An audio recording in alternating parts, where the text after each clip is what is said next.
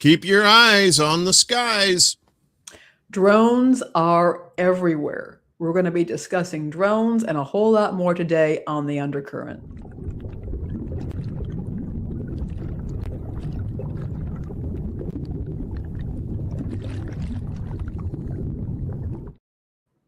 Greetings and salutations. Hello. Hello. It's so good to see you, Uncle Warren. Good to see you too. We got Game.film in the house. Good to see you, buddy.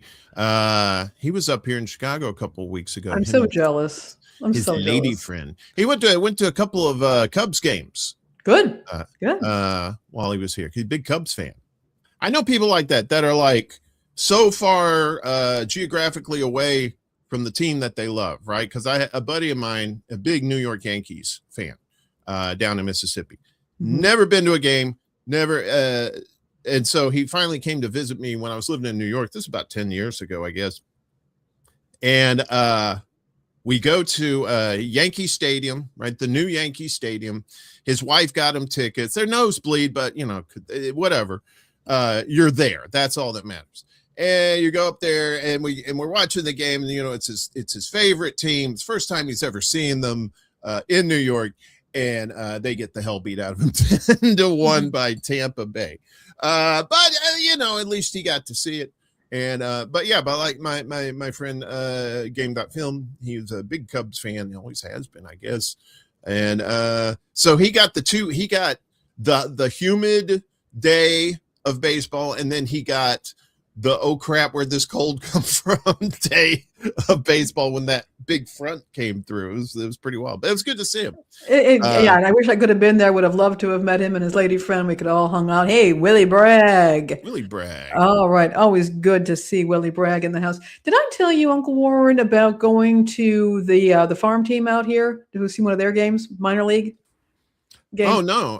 Who are they? The farm team? The farm team. Yeah, the Arkansas Naturals. I think it's the Kansas City Royals. They're the farm team for them. Honestly, just a fantastic time. The smaller state. I mean, this is professional baseball. They're pros, so they're really good. The good caliber of play is really good. These state. I've never been to a minor league game. And my brother-in-law is totally into sports. That's his favorite way to watch baseball is minor league. The stadiums are smaller. There's a lot more community involvement and interaction. We came in. The tickets are a lot cheaper, but you get to see a great game. We got these little glow wands that we could wave around in the air when we came in. When we left, they gave us all a baseball. There was a free Friday and Saturday nights. They have free fireworks. Yeah, a professional show. I mean, really good. Everything's cheaper. I guess some nights they have $1 hot dog nights, but it was just a great time. And I encourage folks, if you like baseball, if you like watching sports or just getting outside, it was just so pleasant. Yeah, I used to go to some of the Brooklyn Cyclones games. They had their park down there on Coney Island, right there near the beach. And it's just, you can't beat it. You can't really. I mean, the price is right. Usually, I think tickets for those things maybe are like $10 or something like that. I mean, something maybe a little more. I'm not sure, but compared to the major league ballparks, oh yeah, so affordable. And they do these nights, like you say, they give out baseballs. I think one time where they do it every year, they have a Star Wars night where they were like camping out there, and on Friday nights the same thing. They had the big. It doesn't matter if there's a game or not. They're just boom, boom, boom, boom, boom, boom, boom, boom, boom. And it's really professional. Oh, yeah. Get outside, touch grass, smell some grass. And you're not paying $20 for a beer. I think Willie Bragg was recently complaining he was at a sports event where they wanted $20 for a domestic beer. Am I wrong, Willie? I mean, it's just a lot. It's just a lot more relaxed. And I'm not one for watching baseball on television, but I do like to watch it in the ballpark. It's a totally different atmosphere, right? Yeah. I mean, unless if you're a baseball nut, you're into statistics and stuff like that, it maybe TV's okay for you.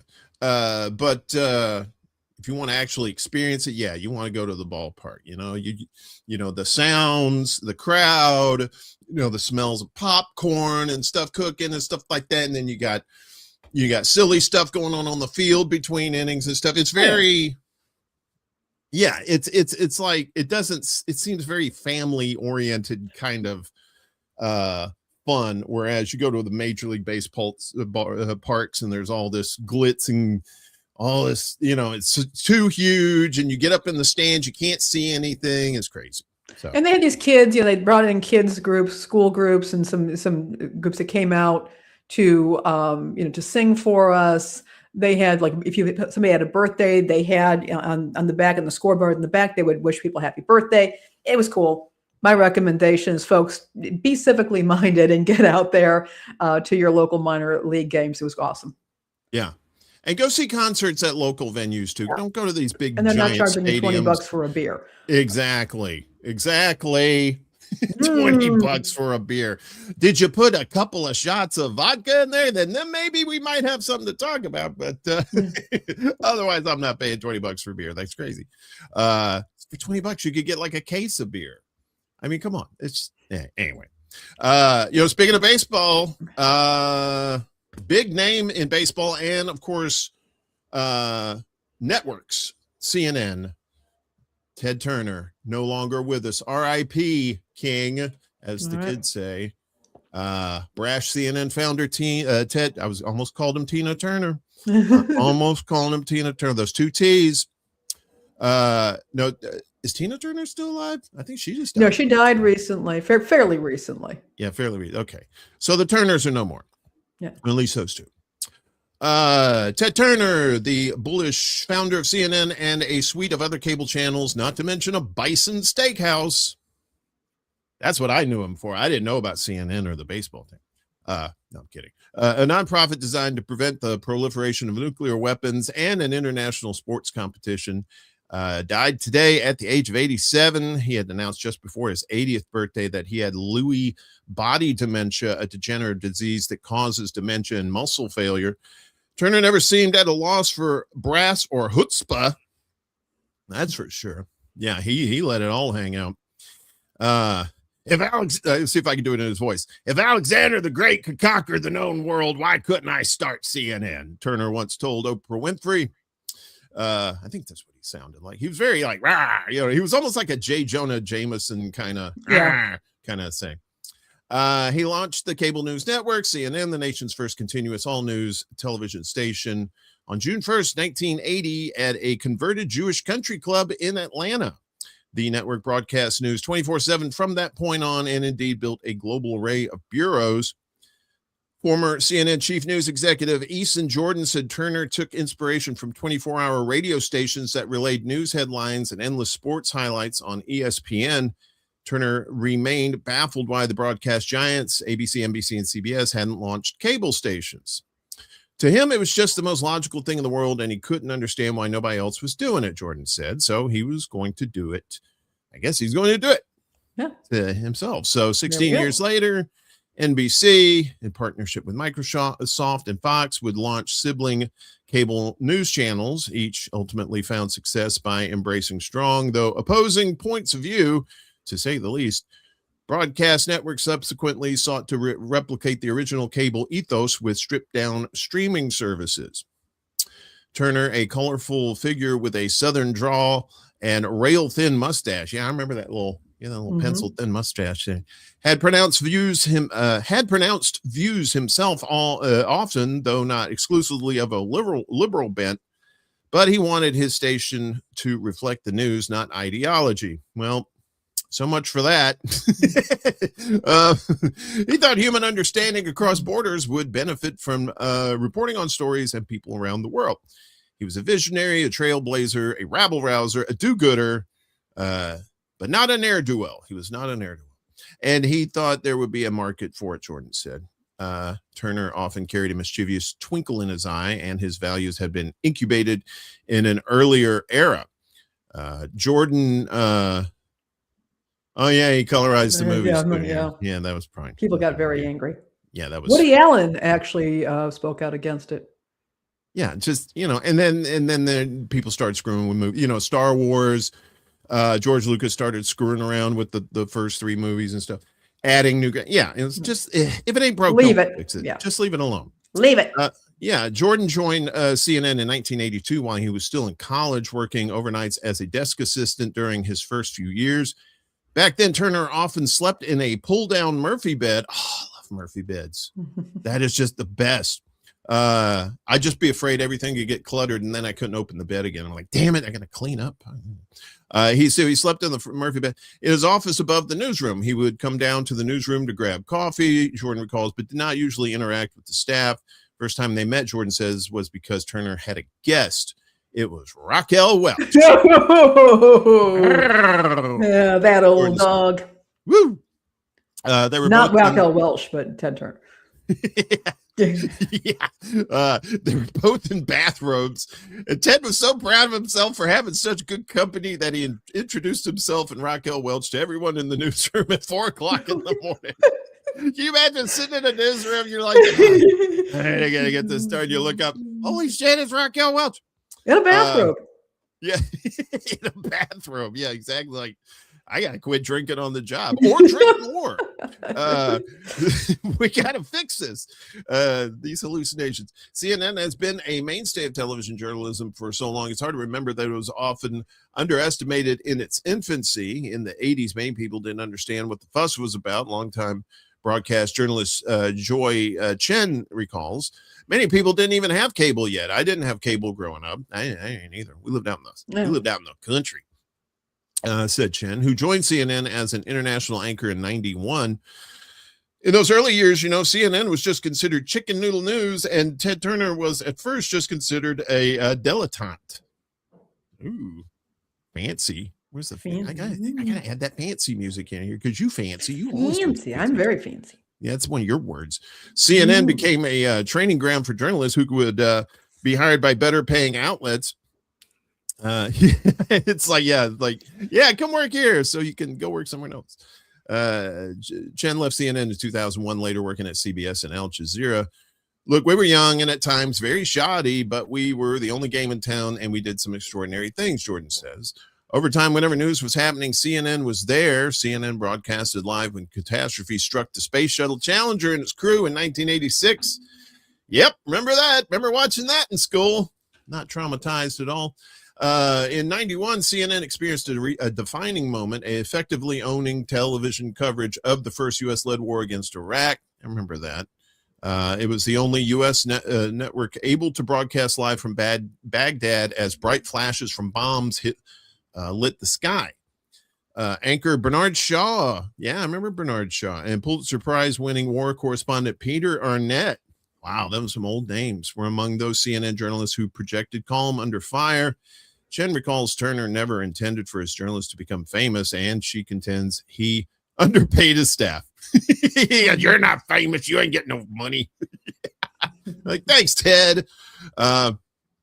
We were always told Ted's mantra was, you are not the star. The news is the star, she said. She left CNN at the end of 2001. Even as he struck an exuberant tone, Turner's mood could swing to depression. He also battled again and again with rival media tycoon Rupert Murdoch, and even threatened to do so with his fists in Vegas, as the Guardian recounted. Murdoch's New York Post in turn questioned Turner's sanity. Meanwhile, Turner maintained a friendly rapport with the late Cuban autocrat Fidel Castro. In later years, the CNN competed not just with other cable channels, but digital news outlets and social media. It lagged behind its TV peers in ratings. Executives turned over prime time to higher-rated opinion panel discussions featuring ideological clashes. Opinion panel, because of course opinions are news, right? Opinions. No, wait, no, that's their opinions. Conservatives and pro-Trump commentators repeatedly accused the network of listing to the left, but it retained its journalistic DNA to a significant extent, rising to the moment as its reporting teams covered political developments, natural disasters, and armed conflicts. That was part of Turner's legacy, too. Turner married and divorced 3 times. Wow, only 3? His third marriage was to Hollywood and fitness star Jane Fonda in 91. He also took on lots of debt and investors to make ambitious deals at a time when his main rivals, including Murdoch, were launching all news cable stations. Eventually, it became too much. In 1996, Turner sold CNN and the rest of his company, Turner Broadcasting Systems, that's TBS on your local cable channels, to Time Warner for about $7.34 billion, a move he deeply regretted. A few years later, in 2000, Time Warner sold itself to AOL against Turner's wishes. The AOL deal is considered one of the worst mergers in U.S. corporate history. Turner has called it one of the biggest disasters that have ever occurred to our country. In 2001, his marriage to Fonda, a source of strength, ended, and shortly after that, he was completely out at AOL, separating from the company he'd spent a half a century building. I lost Jane. I lost my job there, Turner said in a 2012 interview on CNN's Piers Morgan Tonight. He added, earning laughter from Morgan, I lost my fortune, most of it, got $1 billion or $2 billion left. I lost my fortune, but I got $1 billion or $2 billion left. You can get by on that if you economize. Yet he demonstrated resilience. You carry on, and I found other things to do. Yeah. So, and this goes on like, yeah. He's in this America's Cup sailing competition in '77. Of course, finally winning winning a world championship with the Atlanta Braves. I actually remember that. Because it was the only one I ever remember Atlanta winning way back then. But yeah, an icon, a legend. But did he start something that he shouldn't have started? Should he have started a 24-hour news network? Because the reason I asked that is because if you have 24 hours of actual news, that's one thing. But when you got to fill, that's when the opinion pieces come in. Do you remember they were like the first network to bring in like on a regular basis, bring in the experts, right? For like 91, the Gulf War, they bring in the generals, remember that? And they give their commentary and stuff. So it's like, it was news. And then, let's put some commentary in there. And then it just kind of like became 50-50. And now you don't really know. Well, I think, I mean, news outlets have always made use of expert commentary. You're going to interview people. I mean, the interview is part of the journalistic process. But what you have, I think, in many cases, was the need to fill that time. The cameras were on.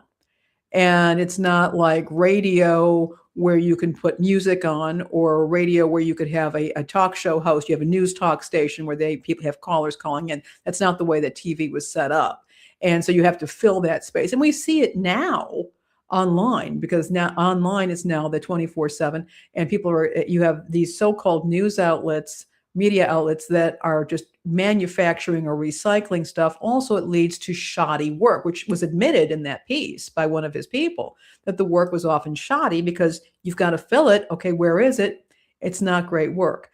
The other thing I would bring up is that Ted Turner was also the guy who took World Championship Wrestling national. So then this was back in the day before when they had the old territories.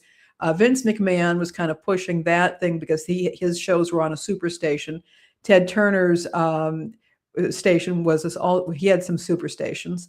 And so we began to see his rival promotion to World Wrestling Entertainment back then, WWF, and that brought, that really captured the nation with the national storylines in wrestling, which you and I and many folks here have often pointed out clearly are being repeated in our political process. The same psychological tricks that make pro wrestling interesting are being used by politicians, even to the extent that an owner of WWE has been in both of Trump's cabinets. That's right. Linda McMahon. She was, what is she, the Secretary of Education? Education now. Before she was head of the Small Business Administration, and now Secretary of Education. Yeah. WCW. Yeah, that takes me back. That's Ric Flair. Ric Flair was in there. Yeah. Georgia Championship Wrestling. And then they were getting in with the North Carolina, Jim Barnett. And then Turner bought everybody out. And then he was really going. And for a while, they stole the clique. They took Scott Hall and Kevin Nash and 123 Kid, I forget his name, his real name, but they took them six pack and they brought them into WCW. Turner was spending a lot of money on that, and at the time Vince McMahon could not rival that, so he took that time to nurture his own talent, including Stone Cold Steve Austin and The Rock Dwayne Johnson. So that was happening over there while Ted Turner was putting a lot of money into WCW, spending a lot of money giving people health care, that sort of thing. Eventually it all fell apart. But for a while, it was a very interesting rivalry. Yeah, I think didn't WWE eventually buy out WCW or something? Yeah. They had that last. I actually watched it. I think it was a Bash on the Beach. I think it was Sting versus Ric Flair was the last WCW match, and then Vince McMahon took over, and it really got consolidated. And at that point, a lot of the older promotions that were really quite good were dead. World Class was dead. The American Wrestling Alliance was dead. All of that, they were dead, and you basically had the WWE and then very tiny, smaller promotions. And they've had some promotions that have come back a little bit. The Jarretts have done some stuff, but it pretty much became Vince McMahon's game. R.I.P. King. I could talk about wrestling all that because I used to watch Mid-South Wrestling. I guess Mid-South was the best. Mid-South, yeah, that's where you got Junkyard Dog, Ted DiBiase, Hacksaw Jim Dugan. I actually got to meet him at Comic-Con one time. A big guy, huge hands. Yeah, huge hands. I mean, I've got pretty decent sized hands, but these are like Trump. These guys are, yes. Dr. Death, Steve Williams. I remember when Bill Watts took it over and turned it into the Universal Wrestling Federation, and he was doing great stuff with that. It just unfortunately that also petered out. The money just wasn't there. The writing was on the wall at that point in wrestling that it was going to be WCW and again WWE/WWF. Yeah. And then it took another, I think, around 10 years or so. No, about more like 15 years for WCW to say, cry uncle and hand it on over to McMahon. Yeah. Boom, boom, boom. Ding, ding, ding, ding, ding, ding, ding, ding. Yeah, they got tagged out. Yeah. Yeah, that's wild. So, yeah, breaking news. I guess we should have like a little breaking news thing or something on here. So, good job there. Right now, we got the Clownfish School, which it's suitable. Oh shit! I didn't mean to put that up. I mean to put this up if I can get my mouse to work. There we go. There we are. You know what? I hit the wrong thing. Told you. I told story Lainey, of my life. I told Lainey today is starting off to be a peach of a day with everything going wrong. So, okay, hold on, folks. We'll see where the day goes. So the guy who all these assassination attempts on Trump have just been talk about a clownfish school. I mean, yeah. Yeah. Well, yeah. My apologies to Ted Turner. I didn't mean to have the clownfish thing up while he was doing that. So but yeah, so I guess it's his fourth. This is his fourth attempt on his life, I think. Attempt, as I do that. Well, the man, the recent dude, he's been indicted on federal charges. A 4-count federal indictment has been issued against Cole Allen, the man accused of trying to kill Trump at the White House Correspondents' Dinner. The indictment by a federal grand jury was announced Tuesday, which was yesterday, by U.S. Attorney Janine Pirro's office. Allen is now formally charged with attempting to assassinate the President of the United States, assaulting an officer or employee of the U.S. with a deadly weapon, transportation of a firearm and ammunition in interstate commerce with the intent to commit a felony, and discharging a firearm during a crime of violence. The jaywalking charge was dropped. Today's indictment underscores they're like, we don't enforce that. Today's indictment underscores a simple truth. There is evidence this defendant intended to assassinate the president and that he shot a U.S. Secret Service officer as he traversed the country with a cache of ammunition to accomplish his goals, Pirro said in a statement. No hyperbole there. The indictment comes a day after Allen was in court. U.S. Magistrate Judge Zia Faruqi, that's a cool last name, Faruqi, held a hearing Monday afternoon to discuss the treatment of Allen in jail, which he described as seemingly unprompted solitary confinement over several days. The judge apologized at the beginning and at the end of the hearing in response to Allen being held in the safe cell, which he said was tantamount to solitary confinement. The judge added that pretrial detention is not meant to be punitive. Well, yeah, right, because you haven't been convicted yet, so there shouldn't be any due process is a thing. Yeah, I mean, unless this is like a Cardassian court where they already find you guilty. Sorry, Star Trek, Deep Space Nine reference. Investigators believe Allen plotted for weeks ahead of the attack at the Correspondents' Dinner on April 25th. Starting on April 6th, Allen began researching the White House Correspondents' Dinner records show, including several online searches about where the event would be held and who would be in attendance. Sometime before April 21st, prosecutors said Allen purchased a one-way Amtrak ticket from Los Angeles to Washington, D.C. Investigators said while on that trip, the accused gunman continued searching for articles about the event, including details of the speech the president was set to deliver. On April 25th, the day of the event, prosecutors said Allen used his phone to keep tabs on Trump's schedule and when he would be arriving at the event at about 8:30 p.m. Nearly 30 minutes prior to the attack, investigators said Allen took a picture of himself with multiple weapons visible on his person, which I believe is this up here. Yeah, that's this all stuff there.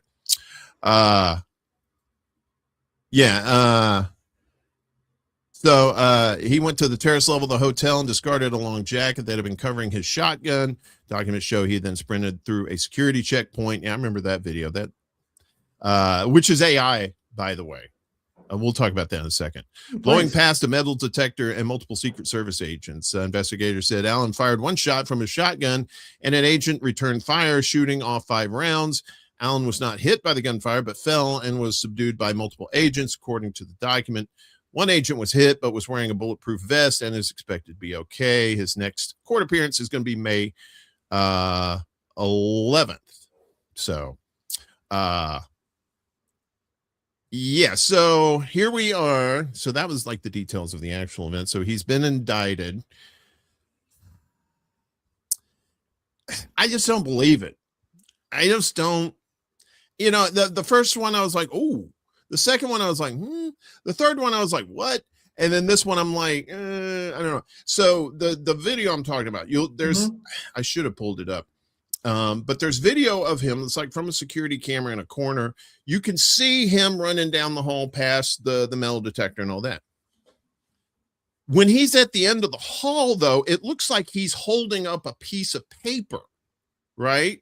This is the hallucination, the AI hallucinations thing that people were seeing in the Netanyahu videos. It's the same thing here. It's like he was holding up a thing and then he starts running and then it turns into a gun. That's all I'm saying. I'll put that out there, and if people want to believe that, that's fine. I'm going to check that out. You send that over to me later on, Uncle Warren. I'd like to check that out. This, this is a Trump. All of this is troubling. But what I understand is that this guy, people who have known him have said that this is not.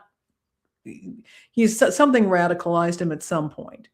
That this guy's actually quite intelligent. He's a graduate from Caltech, and I was reading a ultra right wing blogger was writing about this and said, "Look, Caltech, as he put it, it's not a DEI school. You get in on the strength of your intelligence, and that's it." And made this very, very clear that okay, this is an extremely intelligent man, talented, intelligent man. Who did this. I don't know if we're all just going insane, which is always a possibility. But this is not. It was not a well executed plan. I don't know why he was carrying knives. You're right. It was not a well executed plan. I see what you did there. You may not have known you did it, but you did it. Right. Yeah. You found me out, Uncle Warren. I mean, the AI video. I mean, the guy was pretty brilliant. I think he worked at JPL too, the Jet Propulsion Laboratory. Yeah, that's out in Caltech, Pasadena. Yeah. And So, Jack Parsons was part of that, and he was the occultist with Aleister Crowley and L. Ron Barbara Hubbard. Bush's daddy. That's our Aleister Crowley. You ever see that video? It's like Crowley, and then they show Barbara Bush, and it's like, holy shit, Crowley. She looks like Crowley with a wig. I'm telling you. All right. I gotta get off of that stuff. But yeah, it was. And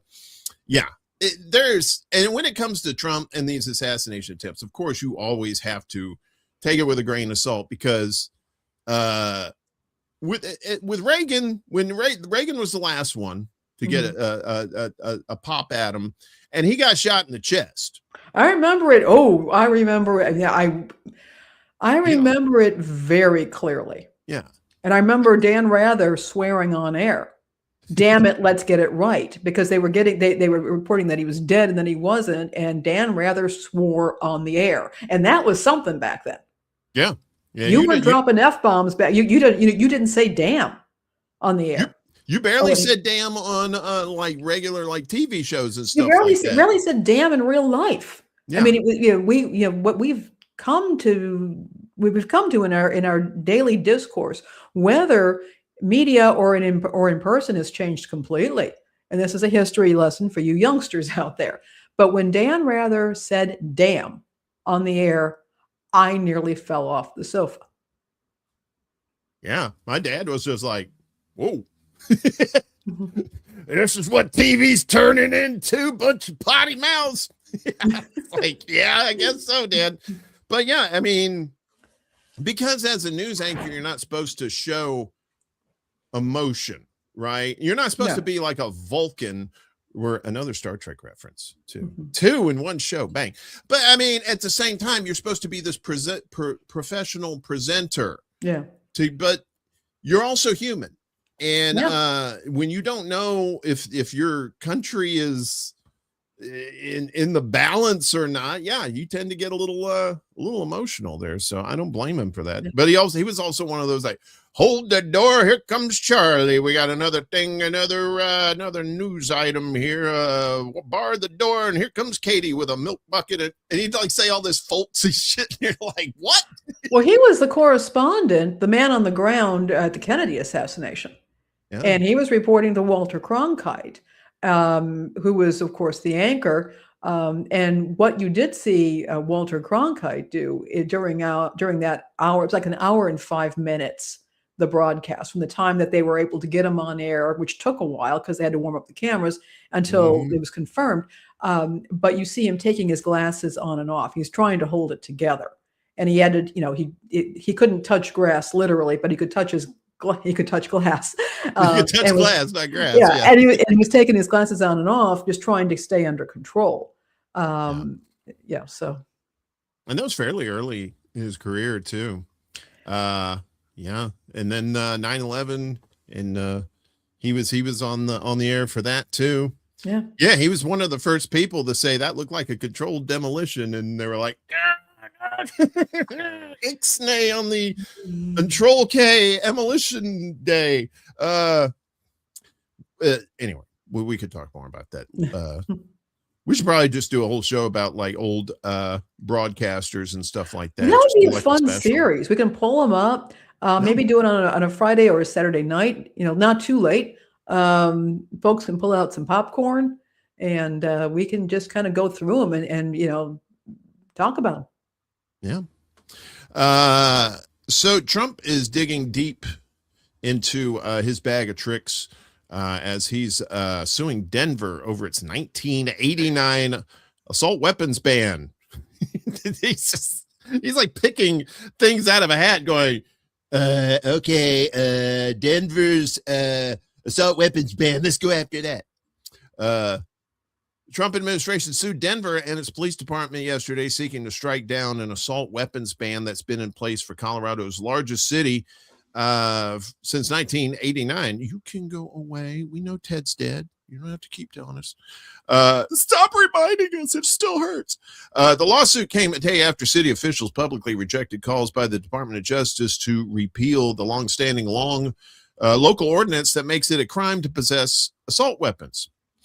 Trump's Republican administration alleges the ban violates the Constitution's Second Amendment right to bear arms. The administration also is threatening to sue Colorado over a statewide ban on large capacity ammunition magazines adopted following a 2012 mass shooting at a movie theater. Yeah, I remember that. Talking about, it was Aurora. That was Aurora, Colorado. And talking about the ammunition. He had like a giant magazine on there. Lots of bullets. Fake assassinate me. The Constitution is not a suggestion. Wait a minute. The Constitution is not a suggestion, and the Second Amendment is not a second-class right. Well, the First Amendment is not a suggestion either, but you jackasses don't seem to like that. But anyway, Acting Attorney General Todd Blanche said in a statement on Tuesday, Denver's ban on commonly owned semi-automatic rifles directly violates the right to bear arms. Department of Justice attorneys had asked the city last week to stop enforcing the ban and enter negotiations with federal officials to resolve the matter, but Denver's mayor and police chief during a Monday news conference forcefully rejected the Trump administration's request. Our answer is hell no, Mayor Mike Johnson said. No, we will not roll back a common sense policy that has kept weapons of war off of the city streets for 37 years. No, we will not put first responders at greater risk every time they respond to a dangerous incident. No, we will not go back to a time when folks are worried about walking into movie theaters or grocery stores or public elementary schools. The assault weapons ban was enacted during a period of heightened concern over gun violence in the city. There have been numerous mass shootings elsewhere in the state in the years since. Of course, there was Columbine in 99 that killed 14 people, the Aurora movie theater attack that killed 12 people, 2021 shooting at a supermarket in Boulder that killed 10 people, and a 2022 attack at an LGBTQ nightclub in Colorado Springs that killed 5 people. But not Denver. Denver Police Chief Ron Thomas said he joined the department the year the city's assault weapons ban was adopted, and having it in place has helped address gun violence. Of 2,100 guns recovered in the city last year, fewer than 2% were assault-style weapons, Thomas said. Federal officials said in their lawsuit that Denver's ban includes AR-15 style rifles owned by at least 16 million people in the country. Government attorneys described them as ordinary semi-automatic rifles used for lawful purposes. They probably should have put that part in quotes, including but not limited to self-defense. Justice What are Department the other uses? Baseball. That, or you can like, hey buddy, you can like poke somebody from far away. Hey buddy, hey, you know, I can make a brooch. I can make a pterodactyl. Yes, it is true. Actually, it was a girl who was it was a school shooting, and it was a girl who shot up the school. And when asked, she said, "I don't like Mondays," and that's how they got the song. Oh wow! Yeah. Hey Jackie, good to see you. Good to see you. Thank you for showing up. Kate's in here too. What's up, Kate? Good to see you. I know the CBC voters slipped in there. Good to see you and Willie. All right, I think we got caught up. If I missed you, we'll aim better next time. But not with an assault rifle. Yeah, exactly. No, just with my eyeball. That's it. Justice Department attorneys have made similar claims about the Colorado law banning large capacity magazines, which the state Supreme Court upheld in 2020. In an April 28th letter to state officials, the administration threatened to file a lawsuit. The old lawsuit, unless the state stops enforcing the law and agrees it's unconstitutional. Law-abiding Americans own literally hundreds of millions of magazines identical. What? Literally hundreds of millions of magazines? Who the hell? What is this? Red Dawn? To those banned in Colorado, Assistant Attorney General Harmeet Dillon wrote. Colorado Attorney General Phil Weiser said in a response that firearms with large capacity magazines are a major threat to public safety. Weiser said in a statement that the ban was reasonable. Large capacity magazine laws are responsible policies that decrease the deadly impacts of mass shootings and save lives, he said.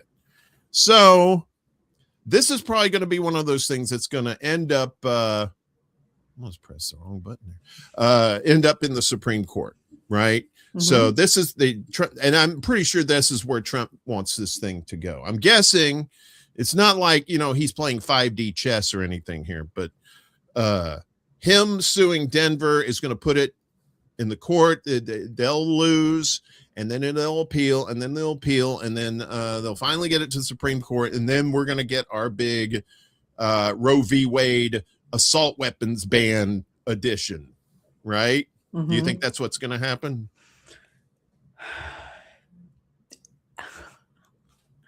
I don't know what to expect from this administration.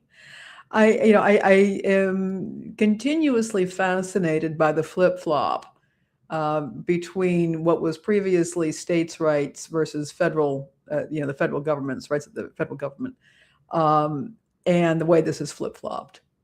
And when you've got local governments and states who are actively combating what the federal government is doing and how that used to be perceived as a right-wing thing, and that now that has shifted into being a centrist or left-wing thing. It's fascinating to me. And as for this, I think this is, again, I think it's another distraction. And I think it's a way for this administration to flex its muscle and signal to so-called alpha males and their handmaidens that their guns are safe, at least for now. Yeah, I mean, I hear these arguments like, well, we need to have our weapons because the government's going to start cracking down on us. Well, the government's already doing that now. What are you doing? You're sitting at home watching Fox or whatever. You're not doing shit. The thing Very good is, question from Chuck here. Where are all the militias that want to fight tyranny? Yeah. Yeah, exactly. They're sitting there watching Fox News. They're not doing shit. They're all talk. They're no action. They're not going to do anything about this. And with this going on, if you don't, you can ban as many guns as you want. If you don't fix the base layer problem that's causing these shootings, people are just going to find guns somewhere else or 3D print them or whatever. You have to get to the root of the problem, and the root of the problem is not the guns. Guns don't do shit. They just lay there until somebody picks them up and pulls the trigger. Yeah. The guns ain't the problem. It's the people, and you got to help fix the people.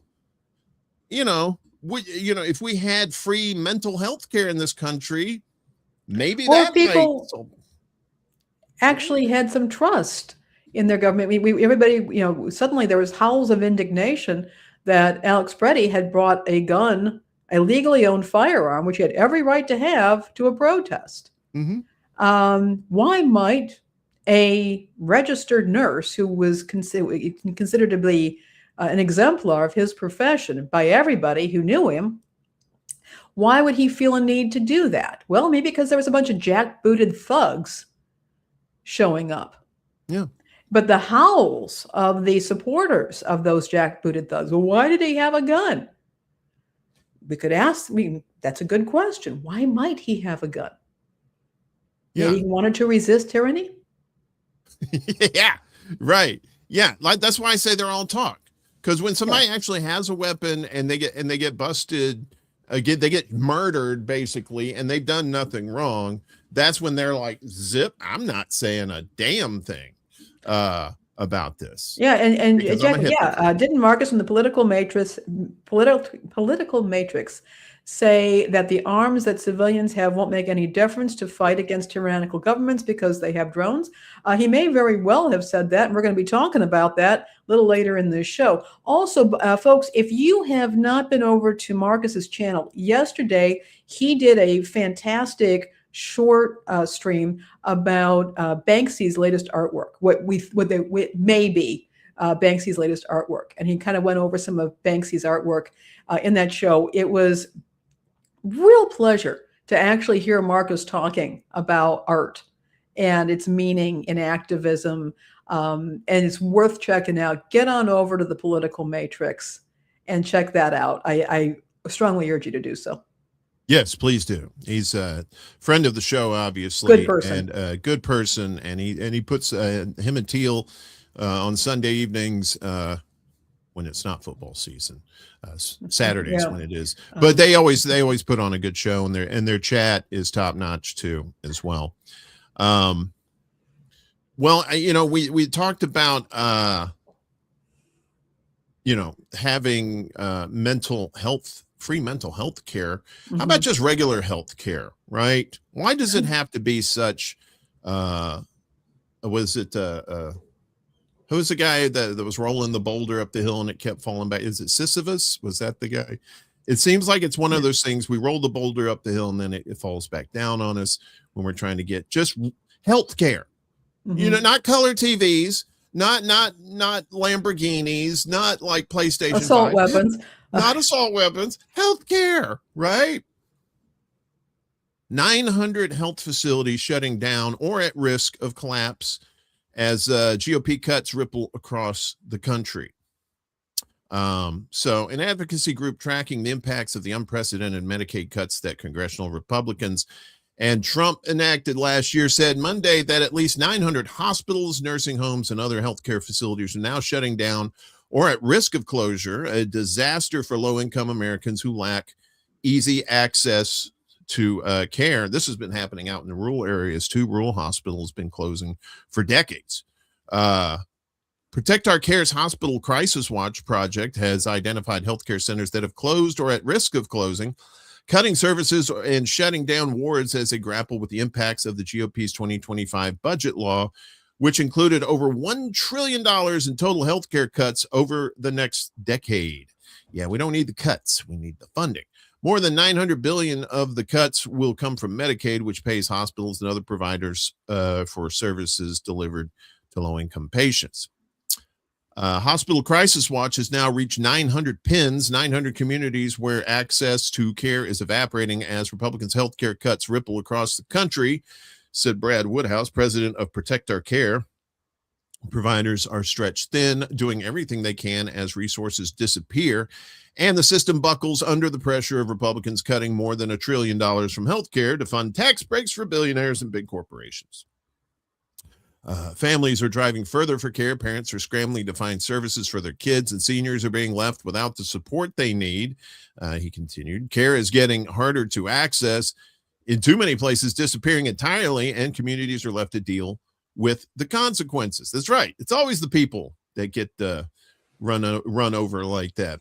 The impacts of the cuts have been felt in both urban and rural areas, despite Republicans' inclusion of a $50 billion rural health transformation fund that supporters touted as a way to bolster at-risk healthcare facilities.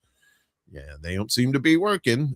Critics of the fund have warned from the start that it would not be nearly enough to offset the devastation caused by massive Medicaid cuts. The Trump GOP law includes an estimated $137 billion in cuts to Medicaid in rural areas. Right? In Nebraska and other states, rural hospitals are facing across-the-board cuts, and the Rural Health Fund Congress created to offset the impact of Medicaid cuts on rural health care is falling short. Adam Searing, an associate professor at Georgetown University McCourt School of Public Policy Center for Children and Families, said what is quickly becoming clear, even at this early stage, is that as a result of the cuts enacted by Congress, healthcare is going to become much harder to access for many people. Wrote Searing. It already is at this point. Yeah. Rural areas and small towns across the country will be particularly affected. The latest assessments of surging healthcare facility cuts and closures across the U.S. came as Nebraska became the first state to implement the punitive work requirements that the 2025 Republican law imposes on some Medicaid recipients. Punitive work requirements for Medicaid. Aren't you just supposed to, you paid into it? That was your punitive, that was your punitive work. You put money in there. Well, yeah, I mean, Medicare was the one that people directly put that in. Medicare, yeah. Medicaid, yeah. I mean, still people are paying taxes that go to Medicaid. So, I mean, the idea is that there's supposed to be a safety net. And the idea of putting work requirements for people who are already sick. Early estimates indicate that more than 20,000 Nebraskans could lose Medicaid coverage due to the stringent work requirements and the procedural hurdles the new mandates entail. Yeah, because Medicare itself is not enough. You have to have some sort of supplement to it. States must implement the new work requirements by the start of next year. Everyone who is eligible for Medicaid will be at risk of having their health coverage taken away, whether or not the work requirement applies to them, and whether or not they prove their compliance or exemption status. If it does, because the administrative burden of implementing the work requirement strains a state's entire Medicaid system. Farah Erzuki, a senior policy analyst at the Center on Budget and Policy Priorities, warned last week, without sufficient time and guidance, states will be unable to implement these requirements without harming many more eligible people, and millions will lose coverage. Once again, just Your like government SNAP, at work. this is punishment. It's punishment. It's humiliation. The other thing I'm going to point out is that they're shutting down mental health care clinics. We saw what happened in Chicago when that happened under Rahm Emanuel. That all the clinics were being shut down, and there were people on the streets who were in some cases. The only way they could get any kind of treatment, if it was available, was to be arrested and put into Cook County Jail. And I think that people need to keep that in mind, that if you are, if you continue to criminalize various types of behavior and take away the antidote to that behavior, which in many cases is appropriate mental health care, we're going to be paying for it anyways. It's going to be paid for within the criminal justice system. And by the way, they are only obligated to give bare minimum health care in the criminal justice system, but there's lucrative contracts to be had with the providers of that care. And so again, the money lines the pockets of those who are profiting from the poor. We talked about this last week when Ellen Jimerson was on our show, and we were talking about the Southern Poverty Law Center and the real problem with the whole not-for-profit racket, where there's a whole lot of money coming from people, oftentimes with well intentions, and it's lining the pockets of the people who operate these charities and these not-for-profits, and somehow it doesn't really make it into the pockets of the poor or the oppressed. No, and that is probably by design. Yeah. We talk a good game, but in reality, it's not going to happen. So apparently, you have the high prices of medical costs and stuff like that, but there's also the food prices too. In particular, beef prices have skyrocketed. And I'm going to play this video for you. This is Justice Department investigating meat packers amid record high beef prices from WMUR out in New Hampshire. It's about a minute and a half, well, almost 2 minutes, but it gets the point across better than I can just reading this thing. So let's take a listen. Let me know if you give me a thumbs up if you can hear this. I forgot to ask you this earlier. Last fall, President Trump accused meatpacking companies of driving up beef prices through, quote, illicit collusion, price fixing, and price manipulation. Now the Justice Department is following through on his calls for an investigation. We will use every law enforcement tool available to help reduce food prices and vigorously enforce the antitrust laws. The DOJ now digging into 4 companies that control about 85% of the beef processing market. As ranchers face fewer options for selling their animals, the Big Four grow stronger and stronger. These companies now have an unprecedented ability to wield market power. But there's currently no evidence that big packers are abusing market power to drive up beef prices, according to agricultural economist Daryl Peel. There's been no significant change recently in the level of concentration in the industry. Industry stakeholders have said that one problem driving price spikes is cattle inventory, currently at its lowest level in decades, in part due to recent drought conditions. Those supply challenges coupled with high demand. Strong consumer demand for beef is the leading economic force for why we have higher prices. The latest numbers from the Bureau of Labor Statistics, analyzed by our Get the Facts data team, show ground beef prices are near record highs at $6.70 per pound on average, up about 16% compared to last March. So will shoppers see relief anytime soon? We are hopeful that those prices will start coming down this summer, this fall. I expect them to go higher. I expect high prices to remain for the foreseeable future. Acting Attorney General Todd Blanche said that this investigation is part of a broader effort to address anti-competitive behavior in the food supply market. He said that later this week, they'll be announcing what he described as a historic settlement that he says will directly impact the price of proteins like pork, chicken, and turkey. Reporting in Washington, I'm Jackie DeFusco. Yeah. So the high price. So this seems like some sort of like deflection. It's like, well, yeah, we're gonna set the Department of Justice there's collusion with the meat prices. It's like, yeah, I mean, I think there are several things. I know that the meat packing industry had some real issues during COVID. That there was some, because there was a high rate of transmission in those places, and I remember that being an issue. You've also got the crackdown on immigration. And again, there's a lot of immigrant people from immigrant communities work in these meatpacking facilities. And they're also agricultural workers, and the agriculture is already having its own set of problems because of the droughts that were brought up there. So maybe they're trying to deflect from the fact that their own policies have made it, have impacted the ability to produce these meats. The other thing I'd bring up right now is protein is a really big issue right now with the GLP drugs. People who are on those drugs need to keep their muscle mass up, and eating protein is one way of doing that. And ground turkey is an option. Of course, there are vegan and there are plant-based options as well. But beef is very tasty. It can be very satiating. It's not as easily digested. And you can get some of these 96% lean ground beef. It frankly, if it's good, it's good. It's very tasty. You can make great stuff with it. And it's extremely satiating. And the calorie count is down to things like poultry because it's so lean.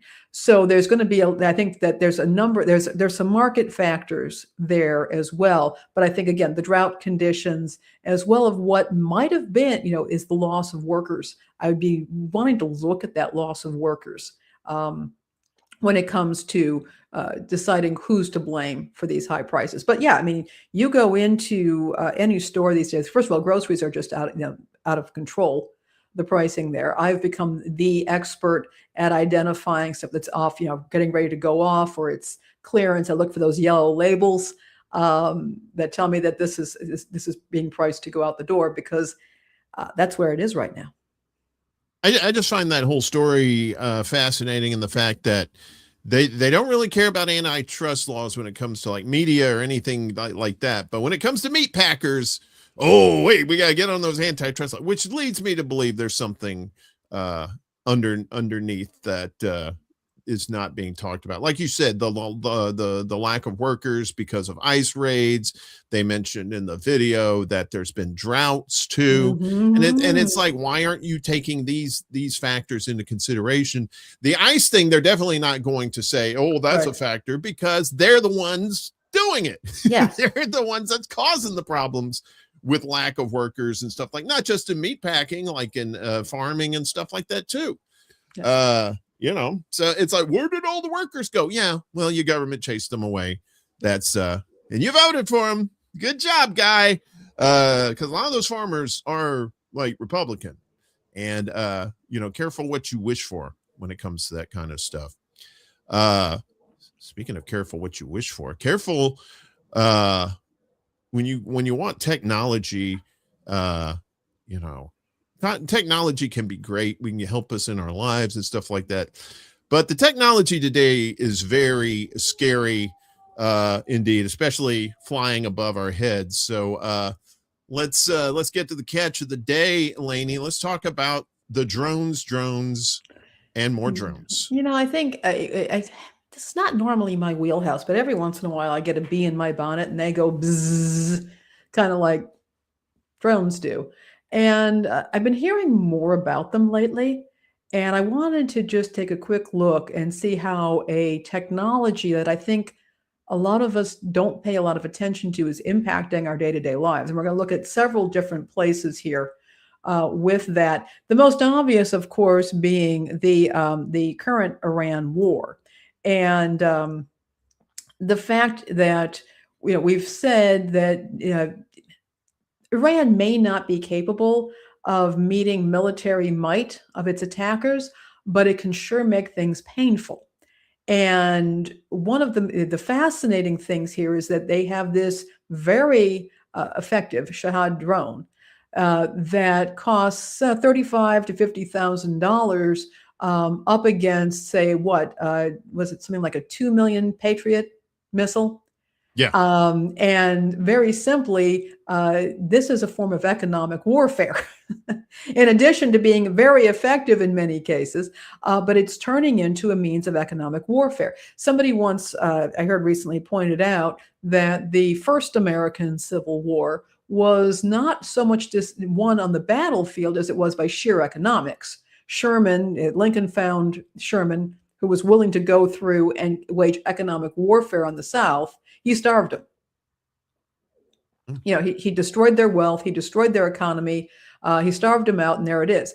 And with these drones, it's just fascinating. Iran is rapidly starving out the Israeli and the U.S. military capabilities, just because they're effective, they work, they're damaging, and they're comparatively cheap, and they can keep bringing them. They can keep making them. Yeah. So I mean, I found this really interesting article, Uncle Warren. You just brought it up, but it's an interesting source. Kua. I'm not sure if that's how it's spelled, but essentially, what is happening is that this is not a difficult thing to produce, these drones, and they're proving to be cost effective. Yeah. Well, when I've been covering this on my other show too, the fact that when this war started, that's all Iran was putting out was like the cheapy stuff. And the cheapy stuff that they were throwing at Israel and these other places. And and like you said, Israel and the U.S. throwing up these $1 million interceptors to stop these $35,000 to $50,000 drones. You're definitely winning a war on a budget at that point. But please continue. And I'm not particularly sure that these are that difficult to manufacture. I mean, if you're dealing with some very advanced defense systems or weapons systems where you're dealing with nasty things like nuclear radioactive material, you don't have that. Right. And they can go anywhere, and they can be maneuvered easily in and out, and people may not even really know what's approaching them. And so here we are, and this is, I think, when we're talking, I think we've been caught sleeping at the wheel. If we're making up this military budget in building big boats and big planes and big bombs, and big, beautiful bills that pay for all this stuff. Yes, they are absolutely winning the war on propaganda front. Absolutely. I'm loving the creativity and ingenuity of these good people. They're fantastic human beings. I love the Persians. They're wonderful. But here we are. So first of all, I think that we've been caught asleep at the wheel. Money that could be going to provide healthcare in this country is going to increasingly ineffective systems because we're just being completely outgunned by a much more cost-effective option. So that is, that kind of, that starts things. But then we start moving into other ways that drones are impacting our lives. And one is surveillance. And surveillance by private organizations as well as law enforcement organizations. And by the way, if you are not subscribed to our Substack, I would encourage you to do so, because I have a lot more in the way of sources for you to check out. I'm going to put this into the comments. Check out our Substack, subscribe. It's free, always will be free, and you can check out more information about this. So again, this is when it comes to domestic use. This is where it gets interesting, because they are low cost. There's a demand to use them for surveying urban populations, rural populations, but that leads to privacy considerations. It also leads to surveillance that would normally require a judicial warrant. You would have to get a warrant to do this kind of surveillance, but the laws in this country, or in many areas, have not caught up to that. No, because if you wanted to do aerial surveillance, it was a big deal. You would have to get a helicopter, much more expensive equipment. You would have people in there. You'd have to have a pilot, that sort of thing. There's a funny story. You ever see the film Casino? Mm-hmm. Yeah. There's that one scene, it's a true story, where the FBI was trying to track some of the mobsters, and they were using a helicopter to do so. And at one point, the helicopter ran out of gas. They had to land the helicopter on the country club lawn, and the FBI agents the pilot were scurrying away. But that's what you had to do. That now you don't have to do that at all. Heck, a 14-year-old kid with a ham radio license. And by the way, yes, if you have a ham radio license, you can operate drones. Can do this sort of thing. Yeah, that's part of it. It's part of one of the privileges you have. I don't know if it's the entry-level license, but at one of the licenses, you can operate drones because it uses the radio frequencies. But so we're looking here at a level of surveillance that is now capable. We don't have the laws to catch up, and we oftentimes have a disinterested group of politicians who are willing to tackle this. You also want to consider that right now, when law enforcement is using these drones, usually they're not armed. The drones are just tracking people. And I can see the use. Let's say you have a kidnapping case where time is of the essence. You got to track somebody down. Okay, I can kind of get this. You got somebody who's gone into, you have a hostage situation. That could be quite helpful. But if you think about the possibility of using armed drones, and I can see that step happening very quickly, it's one thing for a law enforcement officer to have to make a decision to pull their weapon and use it. That's when you're on the other end of a drone. That's an entirely different experience than when you have the person right in front of you. Yeah. So I want us to think about that. As a culture, as a country, are we comfortable with that? Because these drones, they're dropping in price. They're all over the place now. Well, in Gaza, just to add to that point too, in Gaza, they were using, or still are using, armed drones like that too. The smaller ones too, with some sort of explosive that has killed people in Gaza too. And so it's not a stretch to say that couldn't happen here at some point, the way things are going. But please continue. And you might not know, for example, whether you see a drone, you might not know whether that drone is following you, who is operating that drone. It could be your Stalker X. You don't know, or whether it is being operated by a delivery company like Amazon or many of the other big retailers out there that are starting to use drones for package delivery. Now, don't get me wrong. I'm all for, if somebody needs their medication and they can't get to a store, drone delivery makes some sense. If you've got bad weather, or we've had a disaster and you need to get food to people in a rural area because they've had a wildfire and their grocery store is burned down, okay, fine, I'm all about this. But we're now getting some very unimpressive reports that the delivery drones are, in some cases, dropping the packages from 10 feet in the air. Jesus. Not only is that not good for whatever product happens to be in there, but there's some danger. I mean, to household pets, local wildlife, and human beings.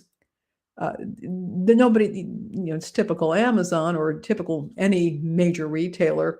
They're always trying to scale things and save costs, but we've got situations now where they're smashing packages by doing this. We're also hearing, though, from locals who are in these areas that are where they have delivery drones, saying that there's noise pollution, that they make this unpleasant hum or buzzing noise, and that is causing noise pollution in these areas. And again, that is, who wants to live with that? I mean, unless you already live in a noisy place, you probably wouldn't want that. I would imagine. Well, even if you are living in a noisy place, I mean, I can handle the sound of, say, for example, traffic, or a flock of runners by my house or something like that. But when you have that low, incessant buzzing, and when you start expanding the delivery service, when that's not just a once in a while thing, and you've got a bunch of these things, buzzing around, you're going to go nuts. Yeah, because it would be like having somebody with a leaf blower, almost like 24/7. Like that. Yeah. And that's going to drive you crazy. And there's already some areas that are trying to ban leaf blowers for environmental reasons, as well as noise and that sort of thing. So there's another possibility. There's another issue with drones, and do we really want them all over the place, doing things that people in cars and on bikes. And I think somebody was calling, what was it? There's a name some people have been using for the sky mopeds or something like that. Do we really want that? And we're moving down also, we've been talking about the use of drones as weapons. They could also potentially be used domestically for terroristic purposes. And even more scary, drones are relatively portable. It's not like you're trying to make off with a major weapon or a huge vat of chemicals or radiological material. And so recently we've had two drone thefts that we know of that have recently happened. One was agricultural spray drones in New Jersey. They have recovered the stolen drones, by the way, and nothing bad, ever happened. They were not used for anything. But this is obviously a major concern. If somebody is going off and stealing drones, those fall into the wrong hands, and they're not just being sold on a secondary on the black market, but they could fall into the wrong hands, and you could have a situation in which unpleasant individuals, or frankly even governments, could use them for terrorism or to wage some kind of covert warfare on a domestic population. And the question is also, where was the security here? You have a potentially deadly weapon, and nobody was paying much attention to it. Same thing happened at Fort Campbell, and the Army has ID'd the drone thieves. They were offering $5,000 for. They've resolved that as well. But the point is that they've had drone thieves there stealing drones as well. So these, because they're smaller, relatively benign, and they're not that difficult to operate. Again, you can do so if you have a ham radio license or know how to operate radios. You can learn how to operate drones. They even have drones for kids that they sell. They have the little teeny tiny ones that you can get like practically anywhere now. Oh, hey, Jackie, good to see you. Thank you so much for stopping by. Much appreciated. See you, Jack. So we're kind of in uncharted. No, we are. We're in uncharted territory. We have now a technology that can undermine multi-million-dollar defense systems. And as well as